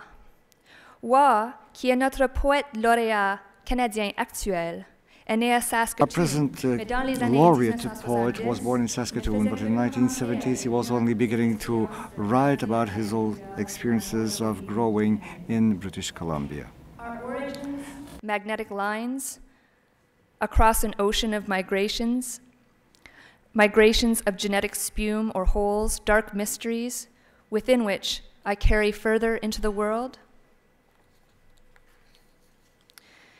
The work of writers as Roy makes of the Canadian literature a space for reflection of a strange ecology of relationship between the territory on which you grow, the language you learn, the history of the colonialism, and the self-identity. Other tongue is a language, languish, anguish. English is a foreign anguish. I écrit Nurbese Philip. Wrote Nurbese Phillips about the bad reconciliation between his own African origins in the European language in which he had to express herself. But should I include native writers in the mosaic of the new voices that were nurtured by the multicultural model? I'm hesitating. If we were to develop new myths, well, of course, you were welcome, but if you already had your old myths that were dating back to before Confederation, before the very notion of Canada, it was not obvious that you would be invited to take part in the large multicultural project. Have I known you, O Canada? 100 years, yes, and many solanum more. And today, when you celebrate your 100 years, I'm sad for all the Indian people throughout the land. Ainsi écrivait Dan George en 1967. But Dan George was writing in 1967 in a poem, Lament for Confederation, which he read before 35,000 people in the Empire Stadium in Vancouver. However, the work of poets of the post-centennial years, the Ondaatje, Kokawa, Roy, and Brant generation, taught a new generation of Canadian poets that would be impossible to think Canadian identity in 2017 without thinking of that ecology of language, land colonization, and identity. And the young poets who want to reflect about Canada in 2017 have to know that they will do that in the context of the climate change. They have to think of new measurements that go beyond the nation because the wind, the water, the forest exist at that scale. And for that purpose, very humbly, we look to the elders of the First Nations, hoping that they will share with us their knowledge about survival. As 2017 is nearing, the Canadian poets are concerned to get not only by survival, but by the ecological survival. The history of their experience of Canadian identity over the last 50 years is suggesting that the garrisons, the frontiers, and some types of national identity can be the most important threat for us, much more than a protection. So, it is in the work of the young poets that we see, that we find people who are questioning the idea of intellectual property, poets who are reorganizing documents and treaties, and poets who are using ecological models in the way they are building their poems. And recent development in the research on ecological composition is a crowdsourced poetry That was made possible through the social media in which the poet is facilitating poems that are written by whole communities. So to conclude, when I talked earlier, I put out a call to the artists so that they would work in this way and use the social media to facilitate artistic events, but created by people together. Finish the end of my speech so that I can speak spontaneously. But instead of speaking a little bit more about what artists should do for 2017, I just wanted to speak a little bit about my experience so far. I've been named the artist in motion for this project for 2017, starts now, 2017 débute maintenant, instead of an artist in residence. So I've gone to, except for Calgary, which was just after I defended a PhD, so I couldn't go.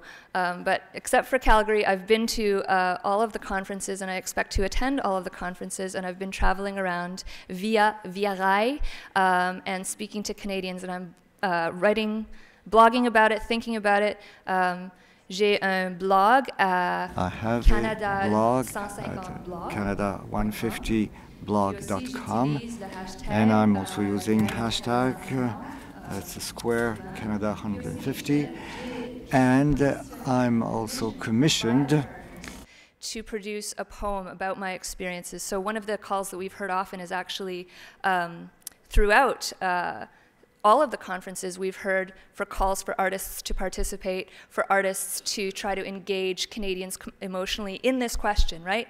To start us thinking about it. So these partners have started in that spirit and have commissioned me to write a poem about the experience, which I will present in Ottawa on June 27th. So it's in progress. I can't talk about it yet, nothing about this poem or this text, but I invite you to get involved. And I'm learning a lot about public engagement as I do this, is trying to get people to send me text and send me ideas and send me images to hashtag 2017 poem ou dièse 2017 poème. Puis je veux utiliser ces tweets. I will use these tweets to develop my poem. So I invite you, please, to participate. So it's square hashtag 2017 poem in this project. Thank you.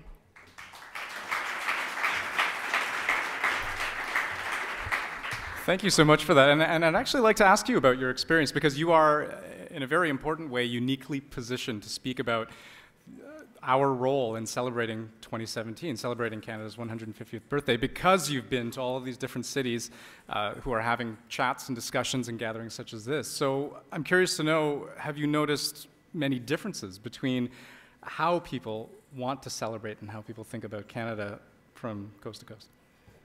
Well, one of the things, trying to articulate the differences has been an interesting challenge, but I feel like each conference, you know, if we think about the cultural mosaic and we think about these speakers as like 12 little points of light, it's like each conference is a mini mosaic of the feelings of that region. So, and the concerns are slightly different. Vancouver was much more environment focused and Aboriginal issues focused. Saskatoon was very interested in its own booming. It was just like people were amazed that they were seeing so much immigration. Winnipeg, c'était le bilinguisme. Winnipeg was all about bilingualism, and I discovered I heard a Frenchman who was really talking to my heart, and I didn't know why. I was, of course, raised in English, but I started to learn French in Manitoba, and so things like that have been happening. Well, it's a lovely story, and I'm sure a lot of us are envious that you're able to do this, embark on this journey. So, Sonnet Labbé, thank you so much. Thank you.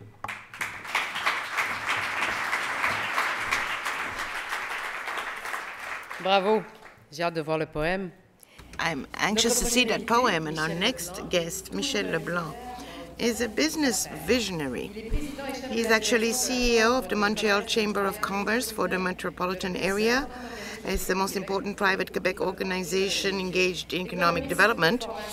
He's an economist by training, and so he has an in-depth knowledge of the ins and outs of economic issues and challenges facing the business world today. Please join me in welcoming Michel Leblanc.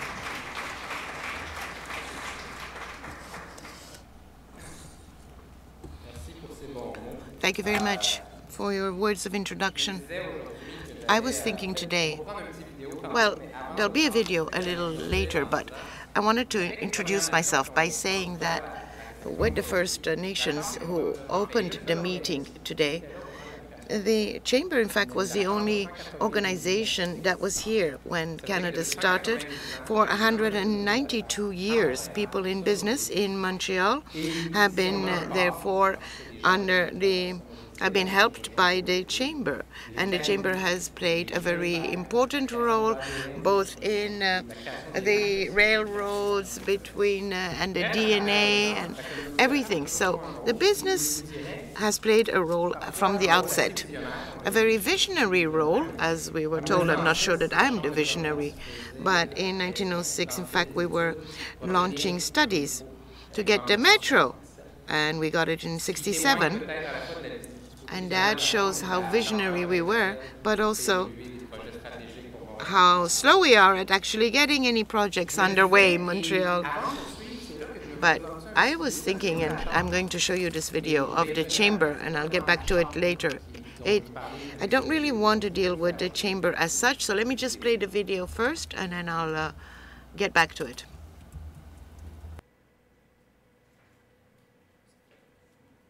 La technologie. Technology. Sound, please. Thank you.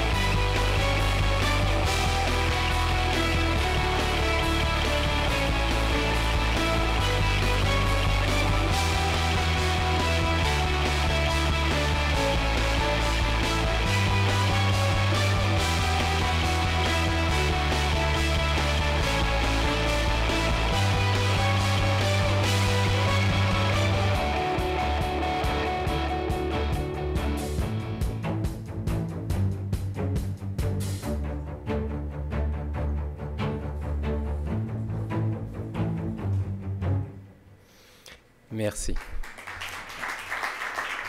Thank you very much. Ce n'est pas Moment Factory, c'est la Chambre de commerce. This is, of course, the Chamber of Commerce and not Moment Factory. But what we wanted to do is I wanted to talk to you about how proud I feel.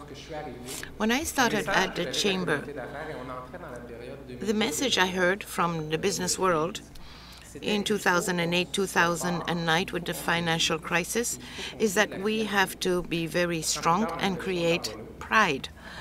And then, of course, we had the Charbonneau Commission right after that. And so 2017 should be the year when we will get back that pride. And in all of the spheres of our society, in Montreal and Quebec. It's the 150th celebration of Canada, but it's also the 375th celebration for Montreal and the 50th year after Expo. So it's important that we in Montreal should also have some specific celebrations of the 375th anniversary and the 50th anniversary of Expo. So we're going to get that pride back because we're going to do things that are going to be striking, and we're going to stand out, and we're going to show how successful we are. You know, in 1967, I know people were proud in Montreal. I know my parents have told me. All of a sudden, they had the impression that even on Japanese magazines, there were pictures of Montreal. We were put on the map, and that was a real pride. And now we have to get that pride back in 2017.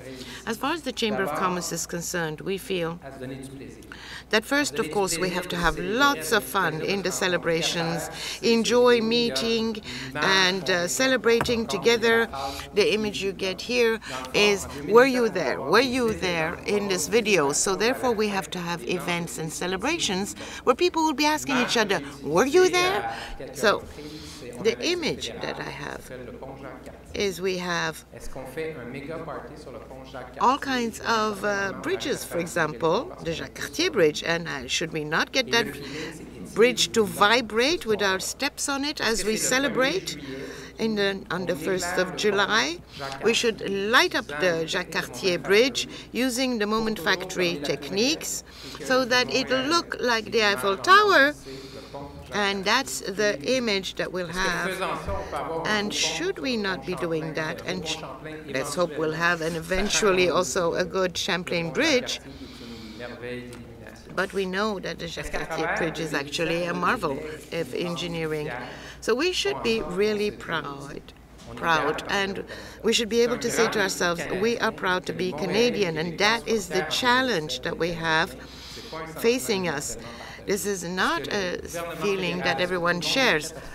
So are we all ready to actually engage and to mobilize and to really become proud of being Canadian in 2017? And that involves everyone, including the federal government.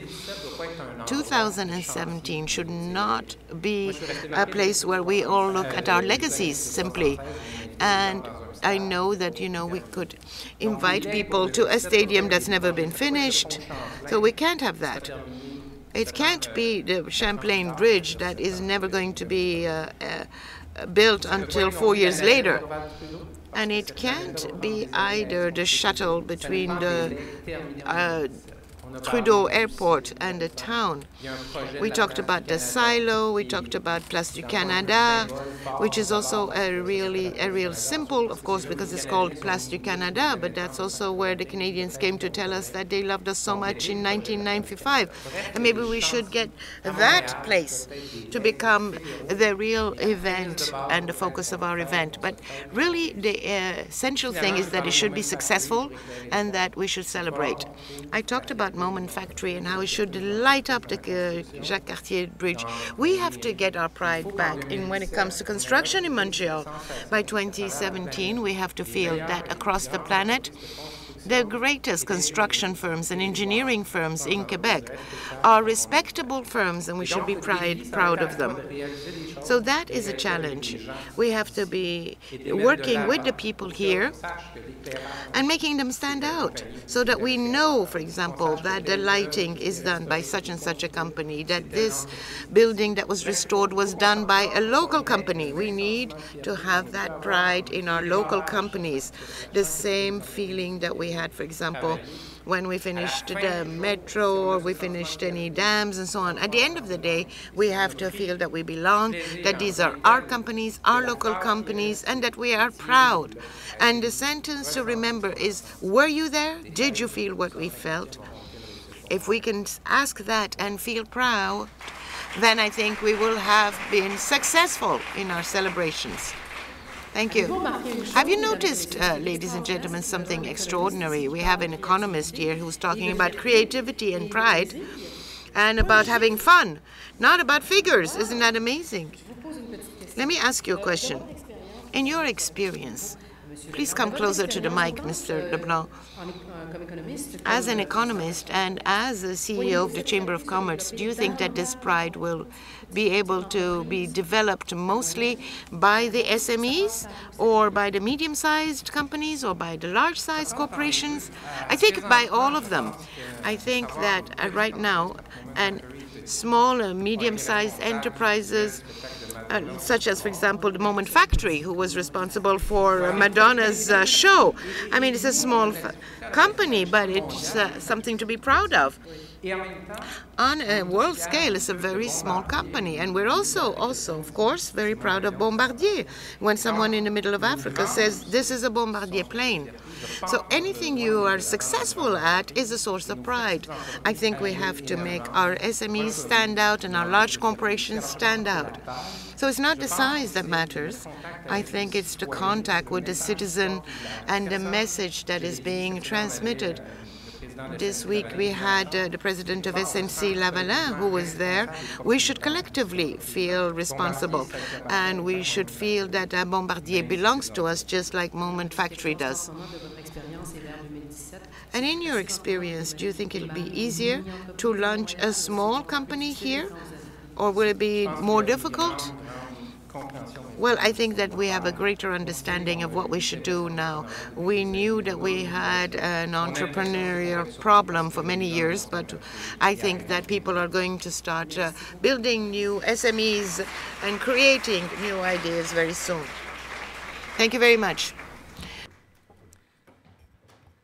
Well, our next guest has made laughter a serious business. Gilbert Rozon is the founding president of the Just for Laughs group. The Just for Laughs festival turned 30 years old last year, and it attracts 2 million visitors to Montreal each and every summer. Monsieur Rozon nous parlera du 150e meeting en tant que commissaire. Mr. Rozon will be talking to us about the 150th anniversary, but because he is also the commissioner of the corporation in charge of the 375th anniversary, I'm sure he'll be talking about that as well. Gilbert Rozon.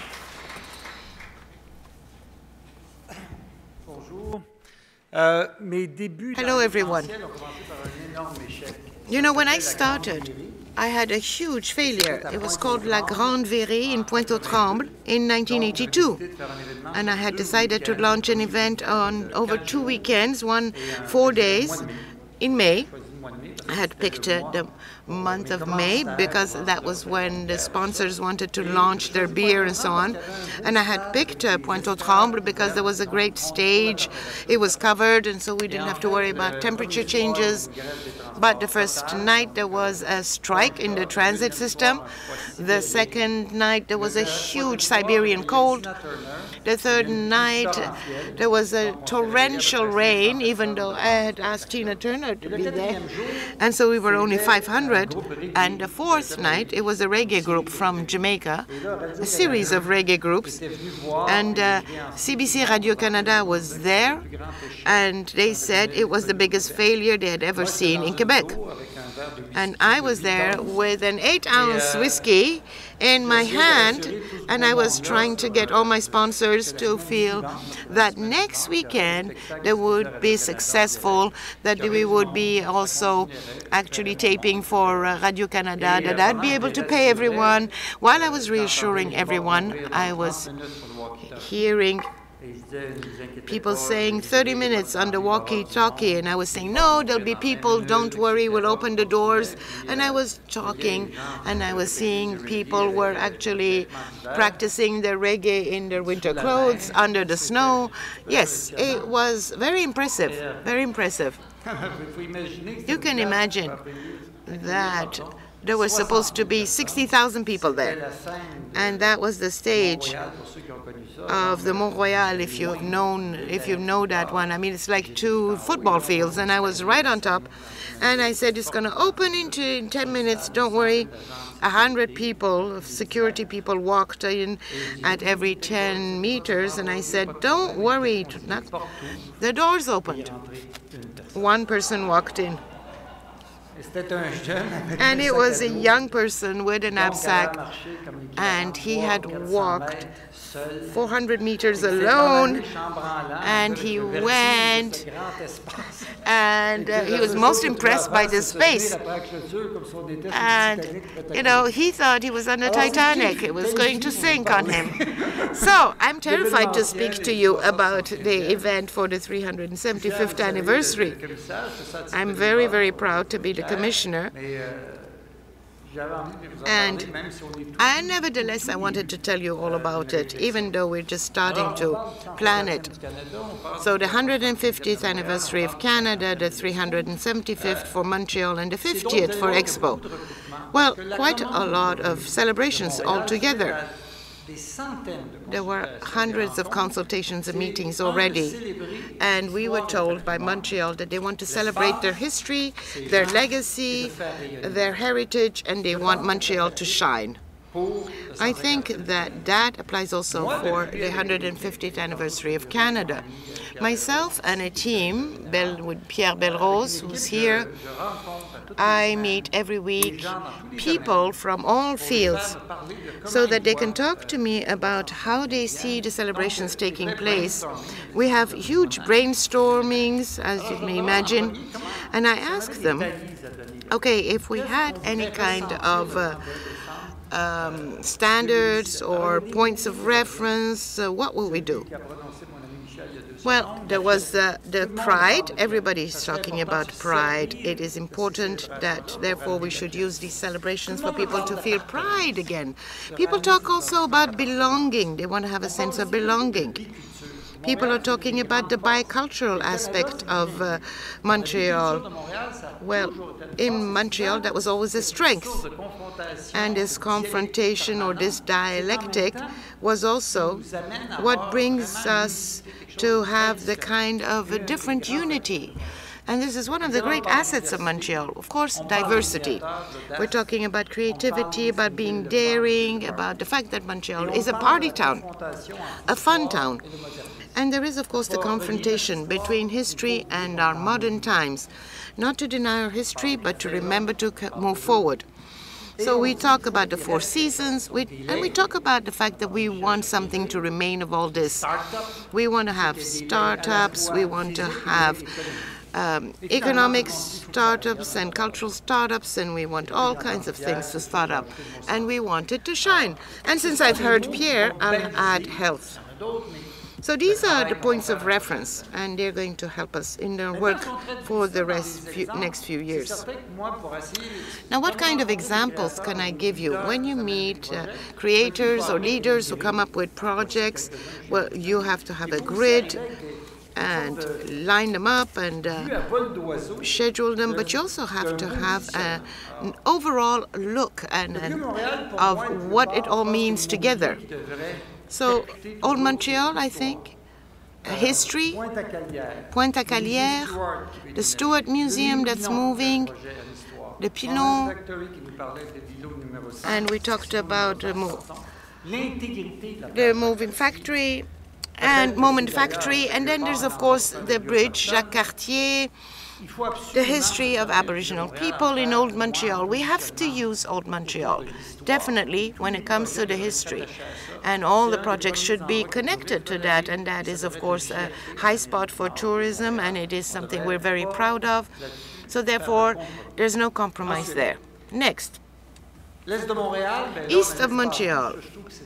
Well, I think we have a lot of life there around the Olympic stadiums, of course, and that's very clear. St. Catherine. St. Catherine is the nightlife of Montreal, the gay village and the show at Place des Arts, all of these areas are the nightlife of Montreal that can carry on until 5 and 6 a.m. in the morning. The downtown, we have a lot of creative shops there and a lot of institutions, companies, and so on, and that's where we want to talk mostly about creativity. And there's, of course, Moment Factory and lighting up Jacques Cartier. That's an example of the kind of things we could do. And Jean Drapeau Park. Well, sports, of course. It is, of course, an island for extremes and sins. Well, I think that that also is going to be one of the showcases that we will have. You know, we have to make sure that we know exactly where we're putting our funds. Mount Royal now, nature and observation. Now, I think that it is important to belong to a neighborhood. I lived in Villeray and on the Plateau and many other neighborhoods. I'm in Outremont now. It is normal that you should belong to your neighborhood, and that should be celebrated. Therefore, there should be all kinds of neighborhood events, and I think that that is an opportunity for people in Montreal to discover all the different neighborhoods we have. So Montreal for 2017 should leave us with all kinds of memories for the next celebrations, for the 400th anniversary, for example. Things are more and more sophisticated. People are traveling more and more. I think that it would be normal that we should set an example. If we say that we are a town of creative people, then everything that we do from now on, and every time we're going to invest, then we should make sure that things become more and more creative, more and more beautiful. And I think that the Champlain Bridge will be an opportunity to make something beautiful. Within our budgets, within our engineering constraints, we should still aim for exceptional beauty, because we do have to leave a legacy for people who will be celebrating the 400th celebration, the 400th anniversary. So the first step is urgent. That's the part about the legacy and the heritage that we want to leave behind us. It's not easy. We don't have a lot of funds, but it's important that we should decide right now for the Champlain Bridge, even though it'll be in construction. It is important that we decide where we're going to do what in 2017. Pointe-à-Calière, Old Montreal, Quartier Latin, all of this is important. Quartier Latin is one of the important neighborhoods, and it's an extension of Place des Arts. And it is the opportunity also perhaps to invite all the countries who were here for Expo 1967, and they can give us a piece of art that we can display. And it'll be not necessarily on the Jean Drapeau Park, unless we can decide to do an exposition there. But it would be a gift for the 50th of Expo, and that would make sense. Old Montreal and the access to water. So all of that is important. We need those legacies, that heritage. Secondly, in 2015, we should be able to tell our institutions what they should do, because they start 3 years in advance. You can't get to them in 2016 or 17 if you want the OSM to be there and other institutions to contribute.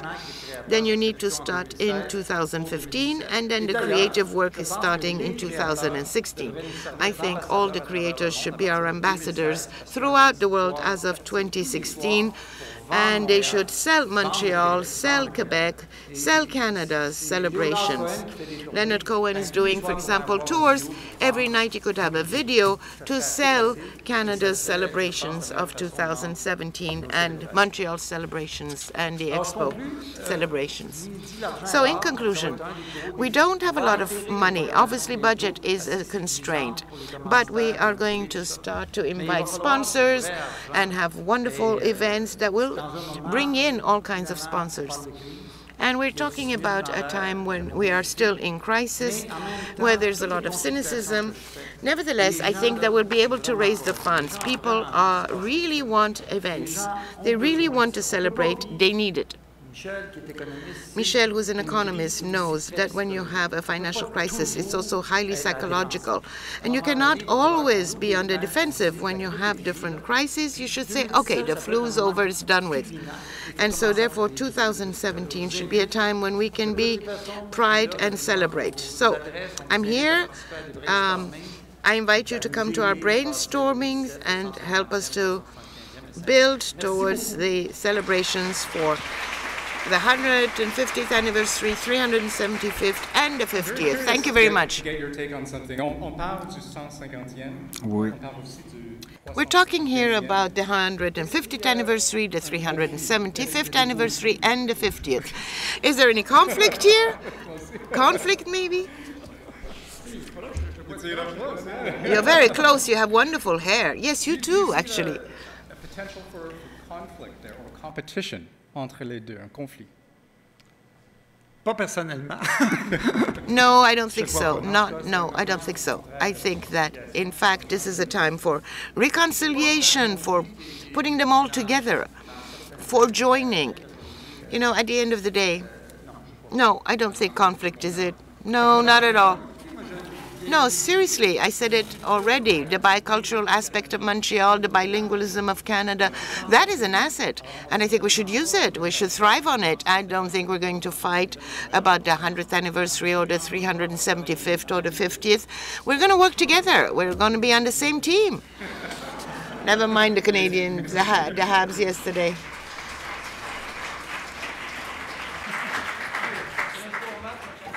Il reste 3 matchs.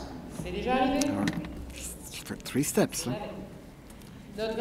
Our next speaker is the designer of the Culture Days, the founder of Culture Montreal, the vice president of the Canada Arts Council, and the executive director of the École Nationale de Théâtre, and he's been that for 15 years. He's also the author of an essay under the title Factor C, Future Depends on Culture. Ladies and gentlemen, Mr. Simon Brault.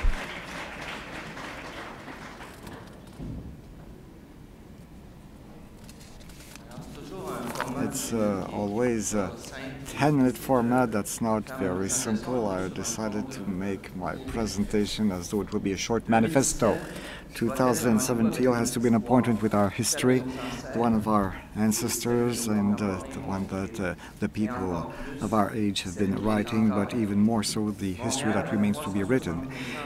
Montreal will be 375 years old in 2017. It will remind the 50 years of Expo 67, which is still today the most important memory of the celebrations of the centennial of Canada, who will be 150 years old.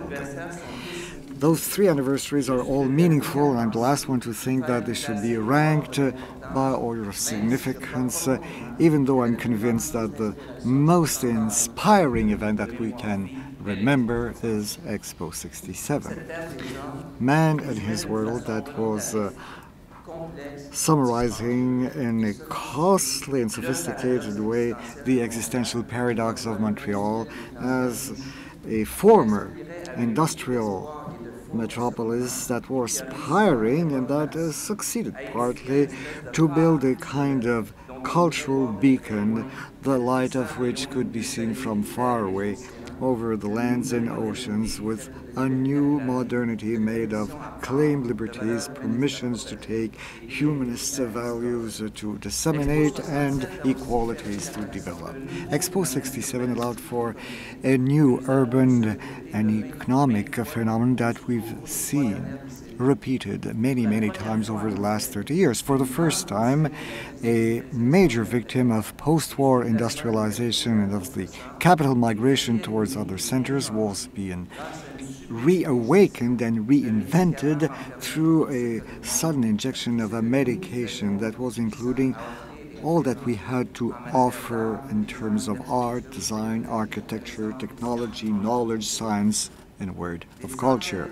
Hundreds and hundreds of thousands of visitors and simple citizens of this city have been literally and suddenly emerged into a broth of ethno-cultural diversity, of eye-opening discoveries, and they had to open their ears to sounds coming from the oldest humanity and up to the most recent contemporary music.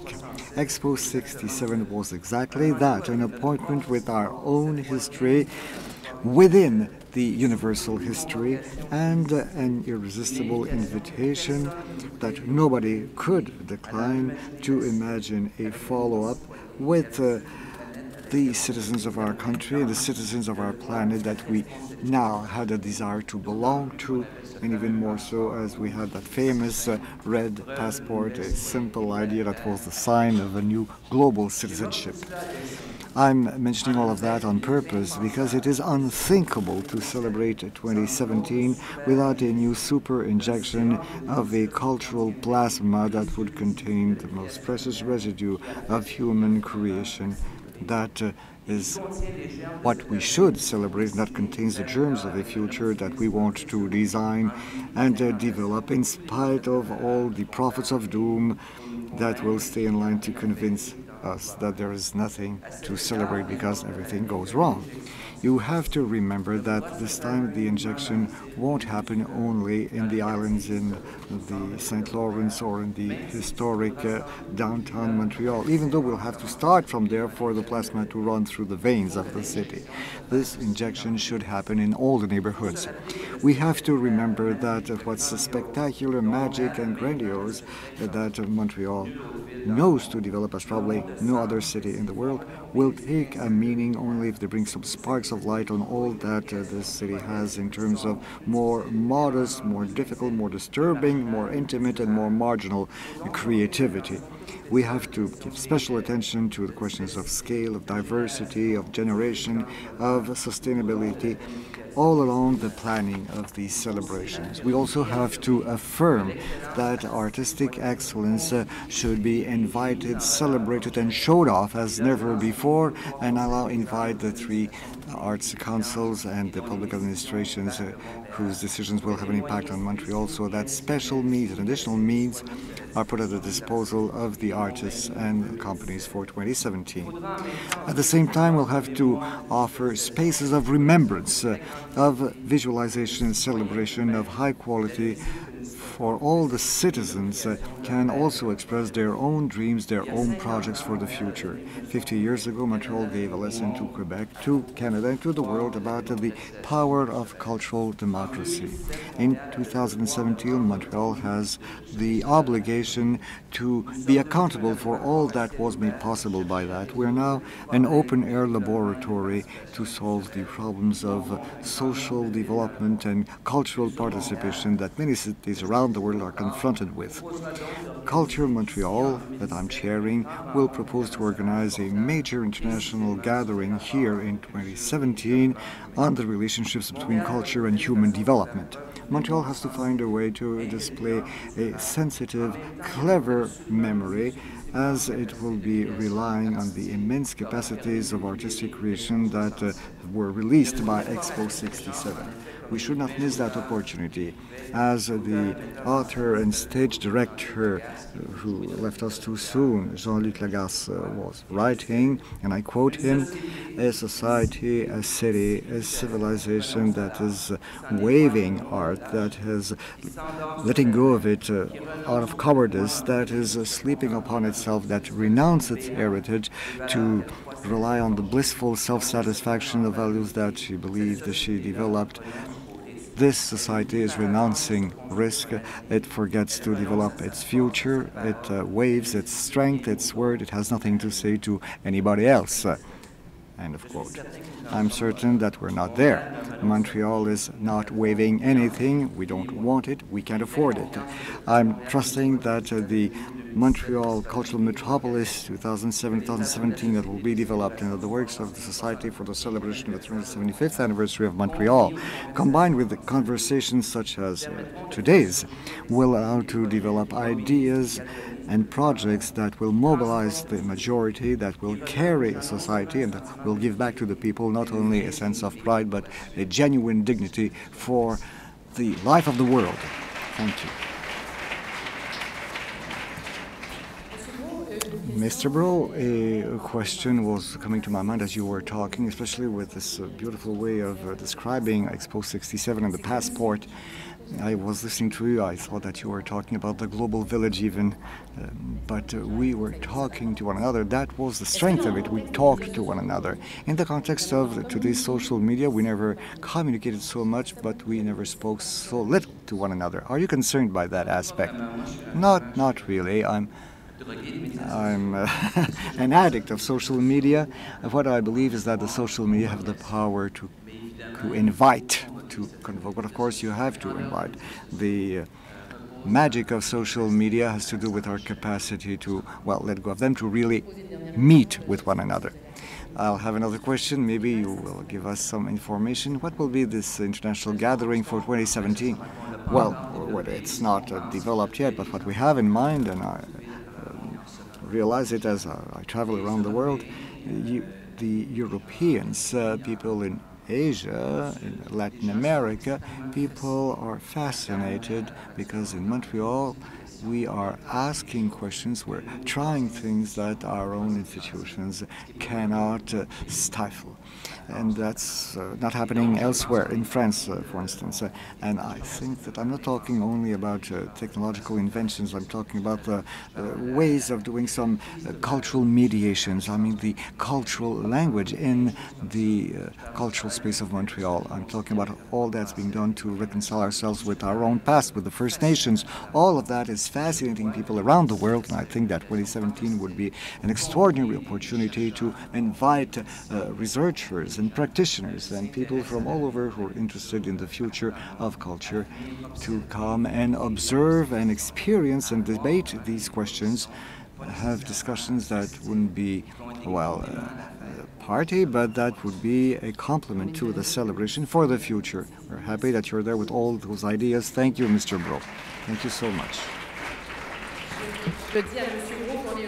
I said to Mr. Brault that I'm happy that he's here, but I was very happy to have had all the speakers this morning because they've all inspired us and they've opened our hearts, you know. It has a lot to do with the heart. Yes, we're talking about pride, but I know that when the heart is touched, things work. So it is on these inspiring notes, therefore, that we finished with our speakers. I think we've heard 10 speakers and I don't know how many ideas. Lunch break now, and we'll take a break of about an hour 15. Yeah. And so we'll be back in about that amount of time. Then we'll start the roundtable discussions. Again, that's where we'll be able to get our hands dirty and actually talk about all of these ideas that are coming forth right now. So if you have headsets, you can just leave them right on your chair. Oui. And we'll have some lunch. Et moi, j'ose pas trop traduire l'expression qu'il utilise depuis tout à l'heure de se mettre well, he says, you know, dirty your hands, dirty your hands. I don't know why he says that. I don't want to say that in French. It doesn't sound good. Yes, so leave your headsets on the tables, and we'll be starting in about an hour and 15 minutes. Thank you to all of you. Thank you also to those of you who may not be here this afternoon. Thank you very much and see you soon.